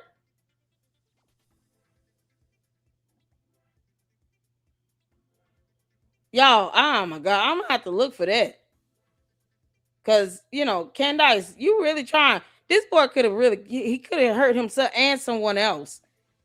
And then he rushes towards the police vehicle unit, trying to keep the officer from getting out of the car. Like that. Oh, that is so, that's a first for me. My mind is blown. The audacity of you, George. Hair. It says blonde hair. So this is the police report. What we saw was a screenshot of the arrest report, okay, where he was booked. Where the other officers just went in there when he's booked. They take the license that you have. They read your license off. They see BL. Yeah. He probably thought BR. Instead of BL for blonde, they just brown hair. Probably didn't even see the guy. The officers took him in. They handed the license to the other one. They just run through it, type everything in quickly because they're doing a job. They're not, it's crazy. It's whatever. Failure to keep in proper lane. Improper lane change. Reckless, negligent driving. Driving left scene vehicle reprimand. Driver vehicle maneuver going straight. No, it's okay. Yeah. Let's see here. Yeah, I need to get this actually sent to me myself. I want to see. No, I can see this. Male with blonde hair, backpack, white t-shirt, and blue jeans walking towards Officer Garcia's patrol car. Officer Garcia thought the individual was a friend of an involved party who was being towed from the current dispatch call. I don't know why you would assume that. Officer Garcia quickly observed the strange behavior of the individual, who was later identified as George Farmer, driver 1. Farmer quickly rushed the officer. I keep saying the. The is not even there. Why do I keep doing that? Farmer quickly rushed Officer Garcia's driver's side door as if trying to keep the door shut. Ooh, I am good at predicting, aren't I? Officer was able to get out of the patrol car and direct Farmer to the rear of the patrol car. I'm actually crazy, surprised, man. very, very surprised that officer did not escalate. That's a cool, calm, collected officer, and that could have ended badly for the officer, too. Had it been as somebody who was armed. Oh, Artie. Oh, yes. Oh, I'm so glad he said this. So, okay. More than likely, the gun was in that backpack. But I'm so glad he's saying this. I have never heard of that. I've never seen that in police body cam, and I watch a lot. I have never heard of anyone rushing towards the police car to keep the cop from getting out of the vehicle. They would see that as a sign of aggression. They're going to treat you like a hostile person. I'm shocked he didn't get his ass tackled to the ground. Are you kidding me? Anyone else would have been tackled and probably tased. Oh, you can't make this stop. Okay, at least I'm not alone in this. Because I was like, there's no way I'm the only one that caught that one. Yeah, he was armed. Luckily, I do think the firearm was actually still in the vehicle. But what was in the backpack? Okay, so what was in the backpack? Who does this? Why would anyone take the backpack if it's nothing in it of value? If you're trying to get away, I mean, I'm going to make sure I have my wallet on me, on my person, and maybe my phone and keys. And really, the truck is totaled. Why would he go out of his way to grab the backpack, get out the truck, walk away from the scene of the accident, and then try to keep the cop from getting out of the car if he didn't have anything that was serious in that backpack? Clearly, you can't just hide a totaled out truck on the highway. It's not like he took time to call for a tow truck. And this is what happens when, you get someone that's completely uncooperative, as opposed to him answering questions or anything. The arresting report said he kept giving responses of either yes or correct. He didn't really verify anything. Somehow he managed to give them Savannah's phone number, though. Not his own number or Candace's number. No, Savannah's number. Her assistant. Why would he want to put her out there? Who knows? Because he's a coward. Man, that's some clown shit, George. Not only you tried to walk away from this, you tried to keep the cop from getting out of the car. And then you give them Savannah, your wife's manager's number, but not your number. And that girl's supposed to be married. Her husband should have beat his ass. Like, don't you give out my wife's number to the police? Hell wrong with you. She is not an attorney. You would think Savannah's husband would have cussed him out. No one would blame him if he would have gone to Candace's house and said, tell George to meet me outside. He gonna have to meet me outside on this one. Candace standing there like, what's going on? Tell George, meet me outside. Bring your punk ass outside. You need to come meet me outside, bro. You gave the police my wife's number from your DUI. You crashed your truck. You got drunk. Got behind the wheel of a car. Tried to keep the police from getting out of their patrol car. And you give them my wife's number? Meet me outside, pimp. Hit the 4. All the real men in the chat that's married. Hit the 4 if you would have showed up and told George he gonna have to meet you outside for giving out your wife's number to the cops. Like she was the one involved in that accident. You don't give out somebody else's information unless you're trying to set them up. She is not an attorney. His punk ass could have given them his phone number or the number to his attorney. No, he gave them the number to his wife's assistant, who's married. The husband should have been livid. He should have been so mad. Oh, he would have had to beat George's ass. Because what if they go around looking for her? Trying to find out what she knew. All because he gave her number to the cops. He couldn't remember his own phone number, but he could remember Savannah's number. Make it make sense? Oh my God, hit the 4. Hit the 4, all the real men in the chat, in the Luxes. Hit the 4 if you would have had to whoop George's ass. Now, no, pimp, you're going to have to come outside. Come on out here, boy. Take this ass whooping like a man. I'm going to tell you right now, it could not be me. If my husband, a significant other, a real man, find out my number was given away from my so-called boss because her husband got into a car accident from a DUI and was 2 to 3 times over the BAC limit, and his dumb ass gets arrested and gives out my phone number, I would have told my husband, I got your back. We both of us going over there. I don't even think I would have called Candace. I just would have showed the hell up. Me and my husband would have had to see George. You kidding me? I'll judge you such a punk ass. Oh my God. All the cowardly things are done here. And the candy asses are sitting here putting that BS on a pedestal. For what? Candace trying to, well, family is off limits. No, George should have got his ass whooped by Savannah's husband. Meet me outside, bro. Put the animal graham crackers down and come outside. You and I need to have a discussion. In the driveway. Come on. Now, why you thought you would get away with this one?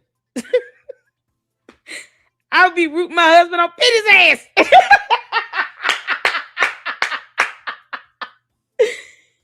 Peter's ass, babe. I got your back.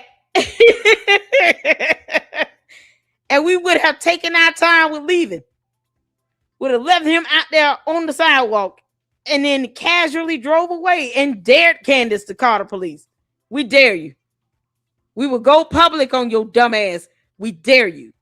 Next time, he better think twice when the police ask him what's your phone number. He'll think twice next time. He'll give out the right one. He got the right one on the wrong day today, or he just got the wrong one altogether. It would not be me. There's no way in the hell I would ever condone my boss's husband getting in a car accident and then he gives my number to the police. Oh my God. Nope, that's a beat your ass territory. Now you get your ass whooped. What a dangerous situation to put himself outside, in. George. Absolutely needlessly, and just done so stupid. I don't know who deleted their post, but I'm guessing they didn't like the fact that Jen proved him wrong. If I had to guess, I don't know. I don't know who she was responding to. Oh my God. Hot Brand. No, that's her. I don't know who she was responding to. Oh well. So anyway, Jay Witt says, I fully expect Candace Owens to attest that George doesn't have blonde hair, but dirty blonde. Expect to hear everything about the cops who filed this report by 4 a.m. or 4 p.m. I am willing to bet, man. which of course you can see down here, male with blonde hair. I am willing to bet that Candace actually does not respond to this at all. She's going to treat it like, this is old news. Are we still going about this? Are you still hung up about those old files? She'll probably use that same argument, right? That'll be funny to hear. Let's see. And I said, here it is, full police report. Thank you for all for doing this. And she says, this is my favorite part. Can someone explain why George was drunk on the side of the road, charging at a police officer? Yeah, I agree. That's what I'm saying. Luann, this is awesome. Luann, this is thank you so much. Oh man, what do you think? What do you guys think the excuses for this are going to be? Literally, like he didn't do it. I want to know what they actually will be. I'm excited because this isn't. Candace hasn't even said anything about this yet. I don't think. Let's take a look at good old Candy here. She uploaded this fake thing. We went over that last video. Obviously, this is not the piece of paper on her desk because this is a screenshot of a computer screen. You know what I mean? What? Like, that's pretty easy to see. More on that here. Sure. Only those who worship the Prince of Darkness could be capable of this kind of death and destruction. Well, maybe don't attack them. Maybe don't attack Israel, and this won't happen. Also, why did they let all these people leave? Do you see any bodies here, anything like that? That's weird that they managed to clean up all the bodies in there. Yeah, there's just nothing there. Nobody's laying on the road or anything like that. Yeah, looks like they let those people leave and then bombed them. As they do. Funny how that works, huh? Hilarious how it works, to be honest. That these people absolutely lie about what's going on there, you know? Yeah, Hamas is evil. They caused all that, you know? Yeah, I think Hamas probably ought to stop. You know, if they knew it was good for them, Hamas knows they're not going to win this. Like, why go to the very end of this? Why not surrender? Maybe rethink what you're doing. Thing. Like, if they... Okay, that's good. I wanted to get his. I just had to get his opinion on this because I'm like, I know darn well I'm not alone in this. You bomb rushing the car of oh hell no. He did another video on this fake document. What the heck? Candace lies about stupid stuff. I already told y'all. Candace will lie about stupid things she does not have to lie about. Like having 2 degrees or George's birthday. And you got to see why now she's trying to lie about his date of birth. Because she knows he got that DUI. And she knows that it makes it harder to keep up with the documents if they don't have the confirmation of a correct date of birth. Lying to the courts is not in your best interest, Candace, or the cops, or the Department of Driver Services, or the DMV, or anything else. Why would you lie about your date of birth? At some point, that's going to bite them in the ass. You're lying about basic information you should have given to the police and to the Department of Driver Services accurately to try to cover up the fact that he got a DUI. I mean, that's stupid as hell. We were still able to see the information. What did she think that was going to prove? So now she lies about stuff being written on paper. Hey, everybody, how's it going? So Candace Owens makes the absolute most insane claims in this video, and she gets caught red-handed fabricating 2 pieces of evidence, by the way. A blank piece of paper, which I will show you. And she thinks she's found a new tool for pulling metadata, which it doesn't, but I'm going to show you that. It's called right-clicking and clicking inspect on your webpage. Yeah, I know most of you guys are like, wait, what? Yeah, Candace does that. It's unbelievable. She also attacks Nick Shirley's high school teachers for some reason. Yeah, it's really bizarre. Crazy. Man, she is absolutely spiteful and hateful. But before I get into all this news, please give me a like and subscribe. It's all I ask for. I work a full-time job outside of this channel, so I don't advertise anything, and I also don't ask for donations. Thank you all so much for being here. Even if you're a Candace fan, please just make it to the end of the video. I would really like to have the opportunity to change your mind on some of this stuff, and I feel like you might find this to be very interesting. So let's jump right on into it, guys. First and foremost, Candace Owens has found a new tool here, literally for finding metadata. And I could just show you, just right click, look at this. So when you want to find something, okay, she says she found the video, right? And that this is it, time class. This is when it was uploaded at this time, 1:25 and universal time, you know, and all this down here. But the problem with her little inspect tool here is it literally is inspected. And in order for you, watch this. Boo, why does that highlight? Oh, because this is where the video is in the code. Weird how hers isn't highlighted here, isn't it? It's almost like the video in the background here, which let me show you, which is right here, not highlighted at all when you're going over the code. That's so weird. Oh, Candace, I know this is going to go over your head. You have no idea what programming codes look like. Yeah, source element is something else. She will not understand any of this. This is why Candace thinks that she gets away with lying to the average reasonable person. No, only your dumbass cult members believe everything you say, Candace. The candy asses are the only ones that believe everything you say without reading or vetting or notifying the police department that they want a copy of these records from Georgia's DUI. No, they're not going to do the homework themselves. They want everybody else to do the reading or research for them. And then when we do it, then they still want to sit and negate it or find something wrong with it. When they could just go to the police department themselves and get this stuff. No, too much like right. Reading is not fundamental for them. Or Candace. Candace has no idea what this is. Not at all. What does this code say, though, about the time and the date that it was God, this is uploaded, something though? else. Let's see. Let's see here. Top pause mode, auto hide, metadata top. Okay. Let's see. What's Deli pill top height? Yeah, well. Anyway, you go through all this. Oh, there you go. And that's the data you get from specifically that video. Everything else that's date and time you're going to find on here, for the most part, is not going to be the date and time of when it was uploaded. It's going to be the date and time of whenever it was, like, I guess you could say updated last or changed or anything like that. It's the current viewing of what you're looking at. When you have code on screen here with everything as it is, like literally, you guys can look, I'll show you how to get it. This, inspect. There you go. That's the tool Candace Owens is using. You can do this on any web page, literally since like 1995. Okay. Ever since we've had a graphic interface for the most part, instead of dealing directly with DOS coding, you've been able to go directly into the inspect elements. Now, when you go to inspect elements, you're inspecting the entire page's code, exactly how it looks right in front of you. It's not showing you how it looked in the past. It's not telling you what it looked like 10 minutes ago. It is telling you exactly what it looks like right up to this very date. This is utter stupidity, Candace. Come on. Anybody who knows anything about computers will be able to tell you this. If I were to edit any of this code, it would start changing the way things kind of look, or it would just make it to where you'd have to refresh because it's not going to work. But at the end of the day, you're not going to find metadata in there. The metadata is going to be a direct download from the video. If you want video metadata, you have to download the video in its raw format and make sure that the metadata carries. Now, sometimes it'll carry over through compression. It just depends on if people allow it to or not. You know what I mean? If they hide it or if they compress it in their way, or if you have no way to uncompress it to read the metadata. I mean, it shouldn't be too difficult, but she chose to not do that. I wonder why. It's so weird. There's ways to where you can download it, but it doesn't always show the metadata that way either. Usually Instagram does not allow you to see the metadata. Now, YouTube does. YouTube will let you see the metadata. Usually, I mean, so it updates this for how long it's been uploaded, so it's just public. You don't have to get metadata to find the date from this. YouTube automatically reflects the metadata and actually updates it constantly and keeps track of the hours, the days, and all that. So you never, ever actually have to use inspect to get it. And it's going to be reflected right here in the code. If you were to highlight this part in the code, you would see that metadata reflected.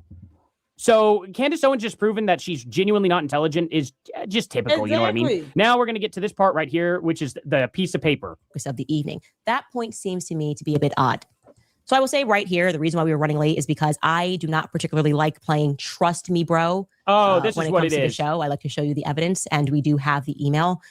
We have the email chain. I don't like to do Trust Me Bro. I just do Trust Me Bro every single episode. I like to show the. I bet you do like. Well, actually, I don't know. Do you like showing evidence? Because you've never shown evidence to your audience ever. Ever have you shown evidence? And this is what's frustrating. Show me evidence that Erica Kirk ever murdered her husband. And while people sit there and say, oh, she never said that, there's a text message of her going, literally saying, I'm going to ask her, why did she murder her husband? That's accusing her of murdering her husband. If I ask you, why did you move my stuff? Do you think that's me saying, did you move my stuff? Or is that me saying, you did move my stuff? That is me saying you did move my stuff, because now I already know you moved my stuff. Exactly. So I'm asking you why you did it. Why did you hit my car? Obviously, you hit my car. I'm asking you why you hit the car. So when you ask, why did you murder your husband? You're not trying to figure out if she did or didn't. You're asking for a reason as to why she did it. It is not hard. Don't play with me like that when people are like, oh, well, she was obviously joking, though. Okay, that doesn't matter. She still absolutely accused her. Joke or not, right? I jokingly accused her. Okay, well, what about calling her a Black Widow? What's the definition of a Black Widow again? Oh, man, my brain's just a little rusty. Black Widow definition crime. A Black Widow in crime is a term for a woman who murders multiple partners. Now, otherwise, did you think that she called her the Spider the Black Widow? Oh, well, hey, what does the female Black Widow do to the male? Oh, what does it do again? Oh, yeah, it kills them. That's why you call a female a Black Widow. And it's funny because whenever whenever the husband dies or whenever the wife dies, you call them widowed, right? Different term. But the Black Widow, they call it a Black Widow, not because the spider came first, but because the Black Widow kills its husband. I guess you could call it its partner. The female Black Widow kills the male Black Widow. It actually got named after the crime, not the other way around. Yep. So it's funny, right? Black Widows eat their mates. No, they don't eat them. They let the kids eat them. You know, but they kill and eat the male after. Why does it say they eat them though? It doesn't. They don't eat them. They lay their eggs in them. You know, they lay the eggs in the Black Widow, and then literally the baby Black Widows eat the male. That's what they do. Candace don't care. That's kind of weird. Anyway, it doesn't matter. So at the end of the day, literally accusing Erica of murder. Yeah. And then she doesn't provide any proof. She also hasn't provided any proof whatsoever that she's ever talked to donors. She's never provided proof that TPUSA ever money laundered anything. She's never provided proof for those Egyptian flight logs that she promised she was going to provide proof for December 16th. She retracted those, actually. She did put proof out there, but the proof debunked her, so she had to retract them all. And now she's not going to put them back out there ever again. It's funny how many lies she has told. Like, I don't know, like Justin Bieber's handlers being involved with this, Britney Spears handlers. She couldn't prove that. It's funny how that works, right? Never provides proof. But I am going to have to spend some of my earned credit with you guys and not show you a copy of this email exactly. She's been spending her earned credit of Trust Me Bros for 8 months now. Exactly, because we were very quickly able to determine that the Department of Defense is using what is known as a canary tactic. Okay, so she's going to say, trust me, bro. And over here in this corner, I am going to move this up so you guys can see very clearly. She is going to show you a blank piece of paper. This is her trust me, bro. And then I catch her in a lie. So are you guys ready for this? The IT. This is going to be so unbelievably funny. So we're going to scroll through until she goes to get that piece of paper. Here it is. You can clearly see here, there is no writing on this paper at all. It's unbelievable. You can see here, you can see through the paper. Crazy. No writing. No writing, no writing, no writing, no writing. Watch closely here. I caught this in the live stream and I lost my mind. Now, do you see how you can see this different shading and lighting, guys? People were going to try and tell me that was words, but it's not. It's just a reflection from the light on that monitor. So I'll show you. Yeah. We're going to go through this. Look at this. Oh, she sets it down. Let's see her set it down. That Candace, you can see shadows coming in through here, but they're all fanned out and they move. is absolutely incredible. And then she lays it down. Then, This is crazy. Like this. Now she's going to pick it up again. Number one, it was something that we all who was paid by they have all out from lead probably. Well, maybe the scene closet chin, but you have this, Candace, you to such a become liar. involved, that you have this delete this blunder. Now there are other parts of this email to become President they all verse and video. That's the focus. Our potential to fight us and to. Okay, there she is folding it up. Let's get to a point Take where it she somewhere picks it back up here. After why would that time that video things Candace, yeah, let's see, where was it? That's not house internal here. There are other This parts of this email. priceless. You delete that on that. And if you make a mistake and send Okay, to the so wrong you can person, see the corner here they clearly. can reach in for some reason, literally take the email out of everyone's inbox. But for some reason, Okay, so there's all that. Now we're going to see her put it back down. the first part is talking about everyone's the plot lie. That's Where is that? about that on the back for the fact that they keep Push it trying back. to gaslight us. Messing with up. Then she flips it up. Okay. Just keep patting ourselves on the back for the You fact that can't they you can't make this trying up. to You can see clearly there's nothing on this page. gaslight us. Okay, let's go back just a little bit more of a hair here. And then we're going to watch her slowly. Yeah, I'm pull about to this page say up. slow motion. We just keep patting Candace will do anything to ourselves lie. on the back for the fact Here we go. that they keep trying to gaslight. I love how she says this while she's like, they're trying to gaslight Yeah. us. There's no words on this piece of paper anywhere. There's Anywhere. nothing there. It is the funniest thing that I've come across on Candace Owens in quite a long time, guys. And you know what's so crazy? Who reads an email printed out on paper when you got that laptop in front of you? Y'all, I don't print shit. First of all, it's a waste of trees. Secondly, why would I need to print the email on paper when I can print to PDF and just share my screen? Candace could have done that, and then she could have edited the actual PDF to redact the email address and redact any other information. You can do that in Adobe. Even if she saves it as an image, as a JPEG or a PNG file, she can edit and redact it from that point and save it and pull it up. Who prints out the email to read, knowing damn well we can see that it's blank? There's no reflection of words. on the back side of that paper? Why would you need to print it out is the question. You have a laptop in front of you, all this advancement in technology where you can live stream and share your screen on anything else. When you doxing people, you don't mind putting up a photo of somebody and it's not even a person you're talking about. You put up the photo of the wrong person because you're looking at your tip line and you don't vet from your dumbass cult members. And yet you printed an email from somebody when you could have just shared your screen and showed it on your laptop. This has to be the dumbest and most vile waste of paper ever. And I kept saying that when we was watching this video about this. I'm like, why doesn't she just show the screen, share her screen while she's doing this? This is pre-scripted and pre-recorded. None of this is necessary. We all know that Candace reads the script. She's not going to fool the rest of us that have, a whole brain into believing that she is saying all of this off the top of her head. The hell you are. Even I have to prep an expose of some sort. It's not pre-recorded, but I have to prep the information to make sure I present it properly. Candace literally has a script for her shows.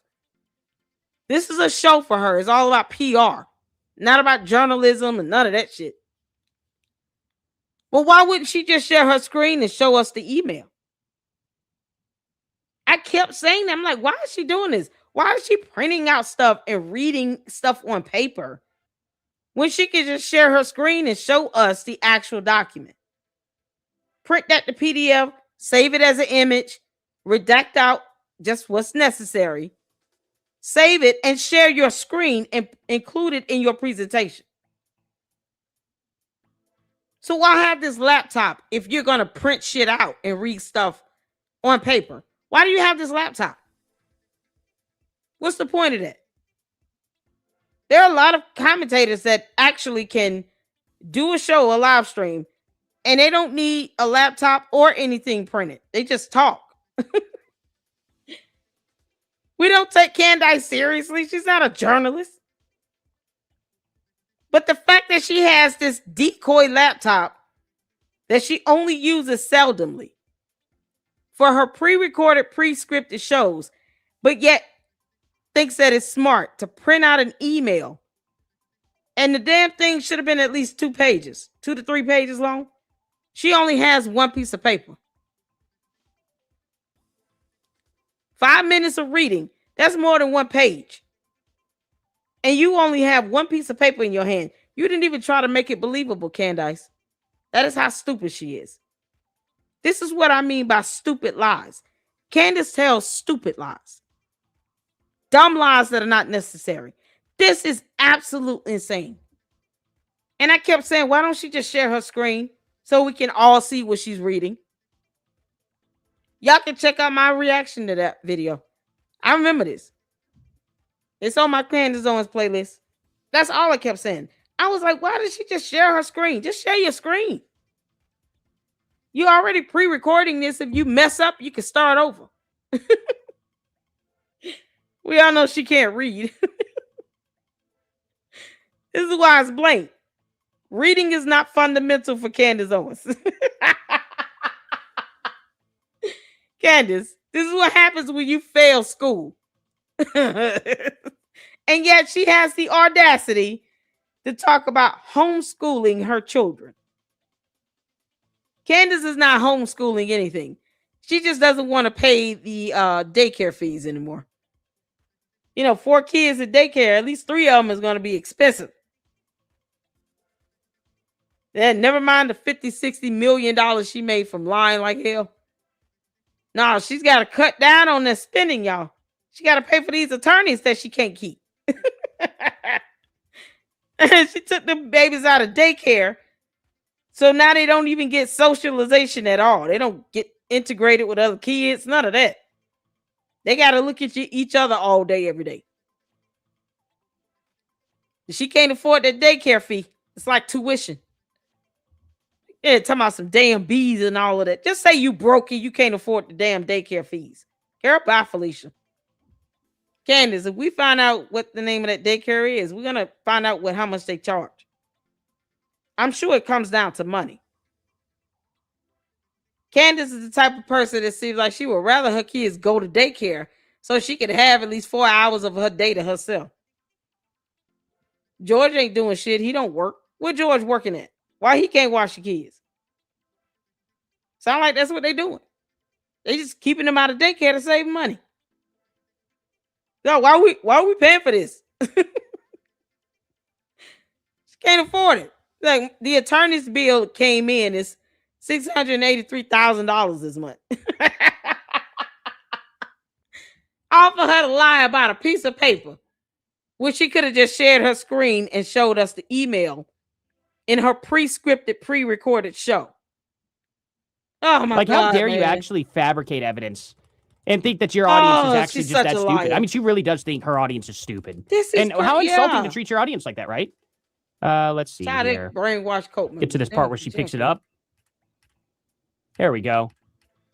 We'll have her put it back down here. And it's just such a dumb this is her liar. putting it down. Take a good look, guys. Is absolute nothing. Look at the rear of the paper here, all the way up to the top. Nothing is there. And if you guys want more proof, well, I got it for you. I definitely have proof for you here. This guy here was trying to tell me that there was words right here on the page when she sets it down. And I'm like, oh, really? You see it? This is crazy. So I went through and I used a tool to test all of the different lines on that page. And at the end of the result, you can zoom in on it. There's clearly nothing there. But at the end of the result, all the same color throughout. Oh, Artie. Funny how it works. I go there and I dye it at different points. Like obviously this is brown here. I obviously move this over and I capture the corners. I capture the middle. First of all, we will see the words. We will see the letters. It will be printed. We will see it. It's not printed white. It will either be at the very least a deep blue or black. That's the default color. We're not willing to go to Imagination Land with the candy ass cult members. We're not going to your alternate reality. You dumbasses want to see something that does not exist. We're going to leave you in your alternate reality where you're high on mushrooms all day, every day. Because you're definitely not reading. They don't read. If they did, they would do a FOIA request to the police department for George's DUI information. They would go to the courthouse and figure out what the hell happened with that case. And then they can present evidence and prove us wrong. They refuse to do that because they lazy. The candy asses don't give a damn. What do you see? There are no words on the paper. None. Oh, this is priceless, man. I capture here. Well done, Artie. The line that looks like it's here, but it's actually not there. It's just an illusion. And then there's this here, and it came up all the same color. Little tiny variances, but they were all the same shade of gray for the most part. And then right here, too. It's just so freaking... Literally, like, oh, you can see the lines through it. No, those are just shadows, guys. Shadows in the paper. Down here, the dark shadow that I put right here is this right here. You'd think that there would be visible text to it, but no. There's not. Nothing here. I went through this one here, like down here. Then this next one was right about here. And then the next three here, lightest part of the paper to the darkest part. And then I put my dot over here and I do it like right there, dead center of that. Nothing what on looks like a shadow mark. Look at it up here. And it still comes out like this, right here. Does this look any different? Funny how it works, huh? Absolutely nothing there. Now we're going to get into Nick. The bottom of it, like the letters reflected through with the extra lighting. They can literally test this theory out in real time. You can type something up, print it out, and bring it close to like a lamp and see if you can like turn your phone on, record it, and see if you can see the imprint of the letters on the underside of the paper. That extra lighting will still allow us to see something on the back of the paper if it were printed words on it, especially if the coloring of the letters are black or dark blue, if it's a dark color. The extra lighting will allow that to kind of illuminate a little bit through the paper. She doesn't use the type of paper where it's almost like a stock. cardboard box type of thing. That paper is thin enough to be able to reflect the letters through with all that extra lighting. But the candy asses can go test this theory themselves. Let's go print some out. Get a couple extra lightings around you. And record yourself and see if you can hold a piece of paper up, if it's printed words on it, and see if you can see the backside of the paper with some lettering on it. It's that simple. They can DIY, do it yourself, and prove us wrong. Because we're tired of proving shit to them. They lazy as hell. Artie, this is good work, man. Well done. Shirley here. Well done, Artie. About this. Oh, no, we're not. This is apparently the thing. It just got released an hour ago. Oh, now I'm going to release this. This is a little a screenshot off of a computer. Instead of her taking a picture of the paper that she had. Nothing. Why? See all the pixelation here? All this pixelation? Why didn't you just read it off your computer in the first place? Why did you have a piece of paper? Why not show us just a piece of paper? Isn't this crazy, right? Addendum, Erica Kirk video clip. Video clip of Erica Kirk leaving the ballroom area and stating, I just want to go home is driving the highest engagement of all incident-related content across platforms. Current digital assessment. We don't even know who this came from. But she says, as we reported on show yesterday, approximately 1 hour before the White House correspondence incident, the White House military office sent an email. But she doesn't show the email. Why? Why don't you show that it came directly from the literal government? You could literally show that. No, what she did was she typed this up in Word. That's what it is. Come on, Candace. You couldn't even take a screenshot of the actual piece of paper? You had to take it off your computer there? Well, why didn't you just read it off your computer then? Thank you. Isn't that funny how it works? It's hilarious because that's supposedly what's on the blank piece of paper in her hands is this. Hilarious. Good try, Candace. None of us are falling for it. Now we get to this little snippet right here. Are you okay, Nick? Like, are you, we are not trying to get you into Harvard. We don't need letters of recommendation from your kindergarten teacher about the fact that like you sharpened your pencil on your own and like you learned cursive faster than the rest of the class. Like this, she thinks she burning somebody with this. This is so crazy how Candace thinks that she actually claps back at people. She says the most airheadish, dingish shit ever. She has the ramblings of an airhead. Candace is a flat out Dumbo. She's an airhead. You can't make this up. She actually thinks she's roasting someone. Listen to the simplicity of the terms she's using. I want y'all to just listen to the terminology. It's like listening to a 9-year-old trying to roast somebody. Just the simple words that she uses. It's like, girl, what in the hell? You sound like a second grader. Like, we are not trying to get you into Harvard. We don't need letters of recommendation. Why is Harvard a thing? Why are you even bringing up Harvard? That's not even the greatest school in the country either. I don't know why you bringing that up. Harvard is like, leave our name out your mouth. From your kindergarten teacher about the fact that like you sharpened your pencil. Was it Harvard or kindergarten? Which one we going for here? Y'all see how simpleton she is? Like she's a simpleton.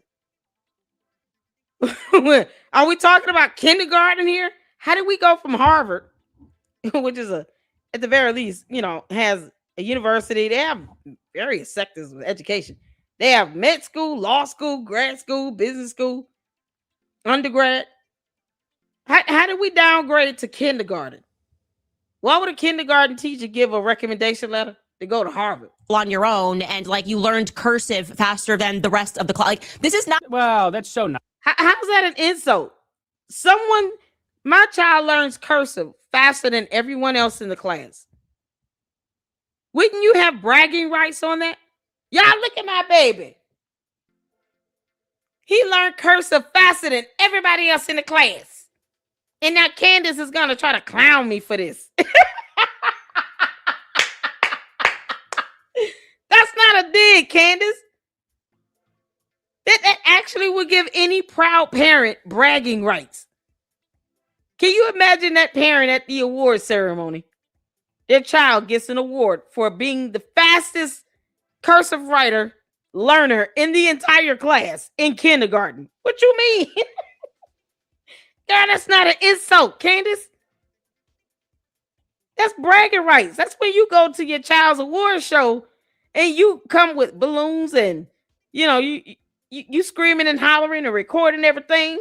My child was the fastest cursive writer learner in school. Look at my baby go. What the hell? She's trying to use that as an insult. Candace, so your children can't write in cursive? Is that what you're trying to say? Or can you not write in cursive? Candace never learned to write in cursive. I see you, Candace. Well, let's see what actually happened here, huh? What was it? Like, it's just a nice letter from a teacher here. It's just crazy, dumb. Right? Let's see. Where did he post it? Oh, let's see here. I'll just type in teacher. What's going on, Grim? Oh, what the heck? Why is that okay? Nick, teacher. That's weird. Here we go. Jessica Reed Krause. These are the type of DMs I occasionally receive from former teachers of Nick Shirley. Glimpses. Okay. He was my high school student in many classes, and he has been striving to get a big social media presence since high school. I'm loving his pivot in the last couple of years and seeing how he is pounding the pavement around the world to expose and explain political items. I'm so proud of him. In high school. Shout out to Mindy for gifted 5 LLC memberships. Thank you so much. Oh, thank you for the support. Shout out to Rosetta, who became a member. Oh my God. Y'all. Shout out to Mindy for gifting those 5 LLC memberships. Thank you all so much for the support here in the LLC. It is an absolute blessing. And as you all can tell, God has given us a lot of favor here. We're doing fantastic collabs. Lots more to come. Exposés. You guys are amazing. The thumbnails, the research, the information that you all send me. Absolutely amazing. Thanks to you all. You all are the ones to keep this flowing here. And I appreciate all of you. Thank you so much for the financial support, because you don't have to do it. I appreciate it, but you do it. And it warms my heart to know that people are enjoying the content and financially support with research, even down to the thumbnails and the images. You guys are absolutely amazing. Thank you all so, so much. I can't say it enough. Thank y'all so much, man. And if you got a membership, make sure you thank Mindy. Absolute blessing. I appreciate every bit of it. Oh, man. Candace, you're stupid. He surprised me by raising money for me because us teachers in Utah weren't being paid much, and he knew I just had a baby and lots of bills. It was around Christmas time. Nick is quality. That's very kind of him to do. I don't know if it's real or not, but why in the world would I come out and start insulting the teacher for coming out and saying Nick Shirley did a really nice thing for me? She's not attacking anybody. She's not doing anything wrong. And Jessica Reed Krause ends up posting this. Now, Candace doesn't even say that this is fake or anything like that. That's what's crazy about it. She just goes on the attack and goes, oh, who cares about your dumb kindergarten teacher and you sharpen your pencil and blah, blah, blah. It's like you're trying to get letters of recommendation from him. And I'm just like, she just said a nice thing about the guy. Even if it's fake, it's still not. Why in the word Candace? Candace, get your ass off social media and prepare for your court hearing coming up in June. Your ass needs to stop stalling with that lawsuit and go to court. All this nonsense you're doing is not going to work. Nick Shirley is not stunned your dumb ass. Why would he be? He could get more views than she can. Is she trying to sit here and attack him, hoping that people will stop watching him or something? Girl, if you don't go on somewhere, you don't even do the same thing he does. Nick Shirley is a boots on the ground. He's like a Tommy G or a couple other content creators that do that type of stuff, where they go out and they travel and they do like hands-on journalism, hang out with some of the world's most notorious gangs, or go to prisons and visit prisons and jails. Tommy G even did a piece on Ken Copeland's scamming ass with his demonic self. That's what they do. That's the type of content they do. And it works well for them. Candace, you're not dominating YouTube. There are over 1 billion users on YouTube. You're not the only person on YouTube. Going after some random kid because he went over there on Charlie Kirk's show trying to attack everything he's doing when you and him don't do the same thing. It's absolute madness. That's like me attacking someone that gives breakdowns, on Marvel movies and shows. I love watching y'all. That's like true crime and watching those breakdowns from like New Rock Stars and Screen Crush and stuff like that. That's like, fun time for me. I enjoy it. I love like comic book based shows and movies and stuff like that. So I will watch a breakdown and deep dive on those things. And I just, of course, true crime. I love true crime. It's like you going and attacking someone that doesn't even do the same thing you do. For what? He's not going to lose his audience because of you. He does a whole separate field of work. I mean, Candace is a gossiper. Nick Shirley is a journalist. He goes out, he travels, and he does his stories and pieces and stuff. And he asks questions. He talks to people in real time. He does interviews. I mean, what the hell? She could do that if she wanted to, but Candace won't even go to UVU. And why won't the candy asses ask her to do that again? Candace, why don't you go to UVU and retrace the steps of Tyler Robinson? Why don't you just go and get a tour of UVU for yourself? And you could go see firsthand what it's like. She'll cowardly run from something like that. But yet she thinks that somehow she's the only person investigating something. A word she can't define the spell. She's not a damn investigator. She's an impersonator. And that's a felony. Just like she's a stalker. Candace could go out and do the same thing. She could take her ass to Brazil. She could go to UVU. She could go out and travel and go live and do stuff like that. But Candace doesn't do that. So why get mad when someone else does? Not attacking anybody. This is crazy. Again, Candace Owens never even claimed it was fake. What are you doing, Candace? You're so full of hate that sometimes you forget to turn that off when you're talking about different subjects. You're like, oh, well, I just don't like Nick Shirley, so now I'm going to start insulting his high school teacher. For what reason? God. Why? Why insult him? What did he do to you, Candace? Are you involved in the Somali fraud or something? It definitely makes you wonder. Candace, tell what you all think about this down in the comment section below. Thank you all so much for watching. I'm sorry if the formatting was a little boring. Oh, it's not boring, Artie. You did well. Mama love it. Y'all, I don't even know. I'm just floored. I'm floored. I am so floored. Oh, we got to end this out with some comedy. Y'all already know. Oh, man, we'll have to pick up with George Farmer and his BS on tomorrow. Now, let's see here. I think I put a fax me over here. Yeah, we'll do fax me. Unless Lyle Culpepper has another video. Yeah, we'll end it on fax me, y'all. Because you can't make this up. Oh, right quick. Let me show y'all this. So I went online just to find George Farmer court docs. This is the Howard Gentry Criminal Court website for Metropolitan Nashville and Davidson County. This is what came up. Y'all see that name now? George Sr. name came up. Date of birth, December 14th, 1930. Now, is this his father? I don't know. But when you put in George Farmer, this is the only hit that comes back. And when you click on it, this is the detailed for that George Farmer. This is for speeding. You don't see anything for little George. Just this right here.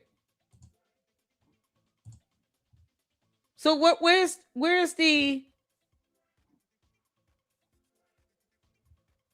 request attorney of record? See, this same thing can be done with George Farmer. Because I tell you all, the attorney's information that's not a secret. If you know that bar number, they'll email you the attorney of record. And if we can get the court documents, there should be an actual attorney on the court documents with their bar number. Whether it's a BLN or whatever, the bar license number or bar number, it's going to be on those court documents. But that's not secret private information. This goes back to 1987 for a speeding. Where is George's case? Because this can't be his father. Has his dad ever lived here? I don't think he ever been here. Has George Farmer ever said anything about his dad living in Tennessee? This is crazy as hell. So obviously, the case itself may have been expunged, because even if it were sealed, the actual docket case number would still be on file. You just wouldn't be able to see the actual information. And then sometimes, with criminal matters, it would actually indicate that it is under seal, and it would say the statute code to which it is under sealed. But it's not even here, which could point towards an expungement. My whole thing is, how did he get that expunged from that type of DUI like that, where he had a weapon possession? On the arrest record, he had a weapons possession charge. Why is that expunged again? So you've got DUI, leaving the scene of the accident, and a weapons possession charge. Meanwhile, he got drunk and got behind the wheel of a car, crashed it into embankment earth. All airbags deployed, rushes towards the police vehicle trying to keep the cop from getting out the car. And they thought, this all would be, worthy of an expungement. Why? Why is the question. Candace, who the hell you pay off again? This stuff is like, man, this goes to show the level of treatment that people get when they have a lot of money. They say money talk, bullshit walk. Because otherwise, who is this person? There's a George Sr., but not the actual George Farmer. But we got arrest records and the police accident report, but no court documents. What the hell? Somehow they got expunged, because it's not here at all. And I searched you can search by case number and the complaint incident number. So while we were checking out Artie's video, I did a quick search based on the case number and the complaint incident number. Nothing came up. I'll drop the link in the chat. You all can go on that hunt. Let me know if you find something different. There you go. This is crazy. Candace had to pay. And think about this, y'all. If she's trying to hide this information, you best believe that they're trying to probably hide the police body cam and the police dash cam. Because you got more than just police body camera that's recording. If it's near their vehicle, there's a dash cam front and rear of the police vehicle and the inside. That's how they record people that are under arrest in the back of the vehicle, and they get caught on camera. They have a camera inside the patrol car, dash cam for the front and for the rear of the vehicle. So you still have two other video footages that you should be able to obtain. Technically three, inside and then the external front and rear. Plus the police body cam. We can't, it's two officers that were out there at least. And you mean to tell me we can't get either of the police officers' body cams or either of the police patrol vehicle dash cams at all? He was transported to jail. We can't get that video footage of inside the patrol car? Candace, who the hell you pay off for all this to go away again? Yeah, that's how you know they cover some stuff up. An expungement. It's not here at all. But if y'all find it, y'all find anything, let me know. Right now, all we see is George L. Farmer Sr. And I highly doubt this is his father. I could be wrong. You can't make this up. And all for what, Candace? You boy, it's the buffoonery for me. All right, y'all. So that's all we got here. Don't forget, y'all, the arrest records is different from the arrest report is different from the police report. Okay, so now we got both. And shout out to all of those that have requested, did the FOIA request and got this information. Shout out to Artie Trolls. Hell, Laura Luma too. You can call her crazy all you want. She brought the receipts. It is what it is.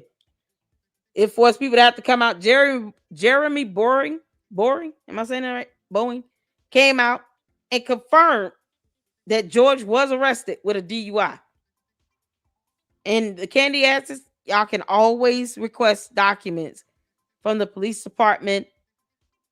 Get the arrest records for yourselves. You don't want to believe anything we say. Don't. Go get the information yourselves. Good luck to that. Shout out to Fax Me. Y'all, let's get to this. And we can end it out on here. I appreciate you all so much for tuning in. We got a couple of supers. Hold on. Okay, hold on. Shout out to Ginger Spice for the $15 super. LLC, you were definitely a federal magistrate judge in your other life. You know what's so crazy? You can't catch me dead on a law school campus. I never want to go to law school. Nope. The most I may do, if I ever just feel the need to do this, is to go and get a paralegal certificate of some sort. But going to law school, oh no. I don't have a temperament for it. I enjoy learning about the law, but I'm schooled out. But I'm flattered. Thank you. I'm very flattered by that. Thank you so much. And shout out to you for the $15 super, Ginger. I appreciate you. And Juju, shout out to my boss, y'all. Get the 5 LLC memberships. Make sure you guys thank Juju if you receive memberships. Enjoy those memberships. Have fun with them. And I do want to go over a lawsuit filing in my second channel. So if you can, please make sure you are subscribed to the Lady Luck Club with Sweet Tea. That is my second channel where I want to do more true crime stuff there. And, you know, other lawsuit filings outside of the main topics we talk about here in the LLC. I do want to do that over there on the second channel. So make sure you're tuned into that. Notifications are turned on. And yes, YouTube is stupid. They're unsubbing people for some reason. I don't know why. Because I've been unsubbed from people's channel. I didn't do it myself. And I find myself having to subscribe again. And I'm like, what the heck is going on? YouTube is dumb. All right. Let's get to this, y'all. And then we'll end it out. Thank y'all so much. Going into 2 hours on this one. You get time fly when you're having fun.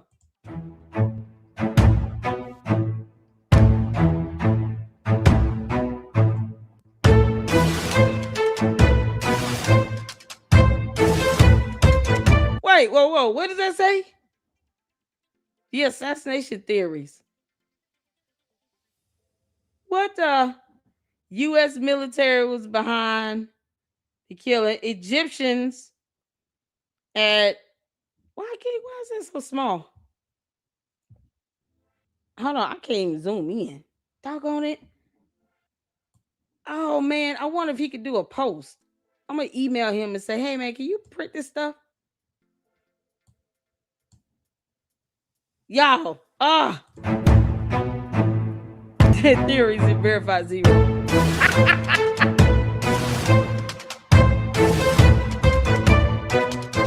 Oh, this is good. Deep state theories. Why the Charlie series?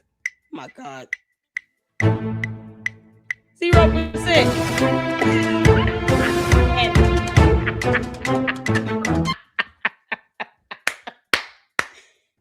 you suck. All right, y'all. That's all we got. Thank y'all so much. I'm gonna change the title.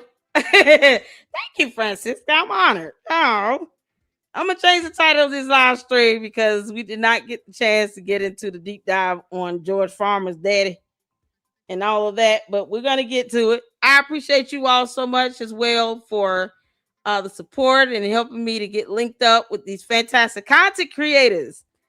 Oh, we got a couple collabs coming up.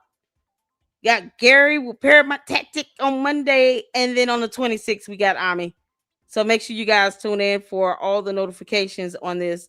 We'll be back at it tomorrow, you all. And until then, y'all have a good evening. I appreciate you all so much. Lady Luck Club out.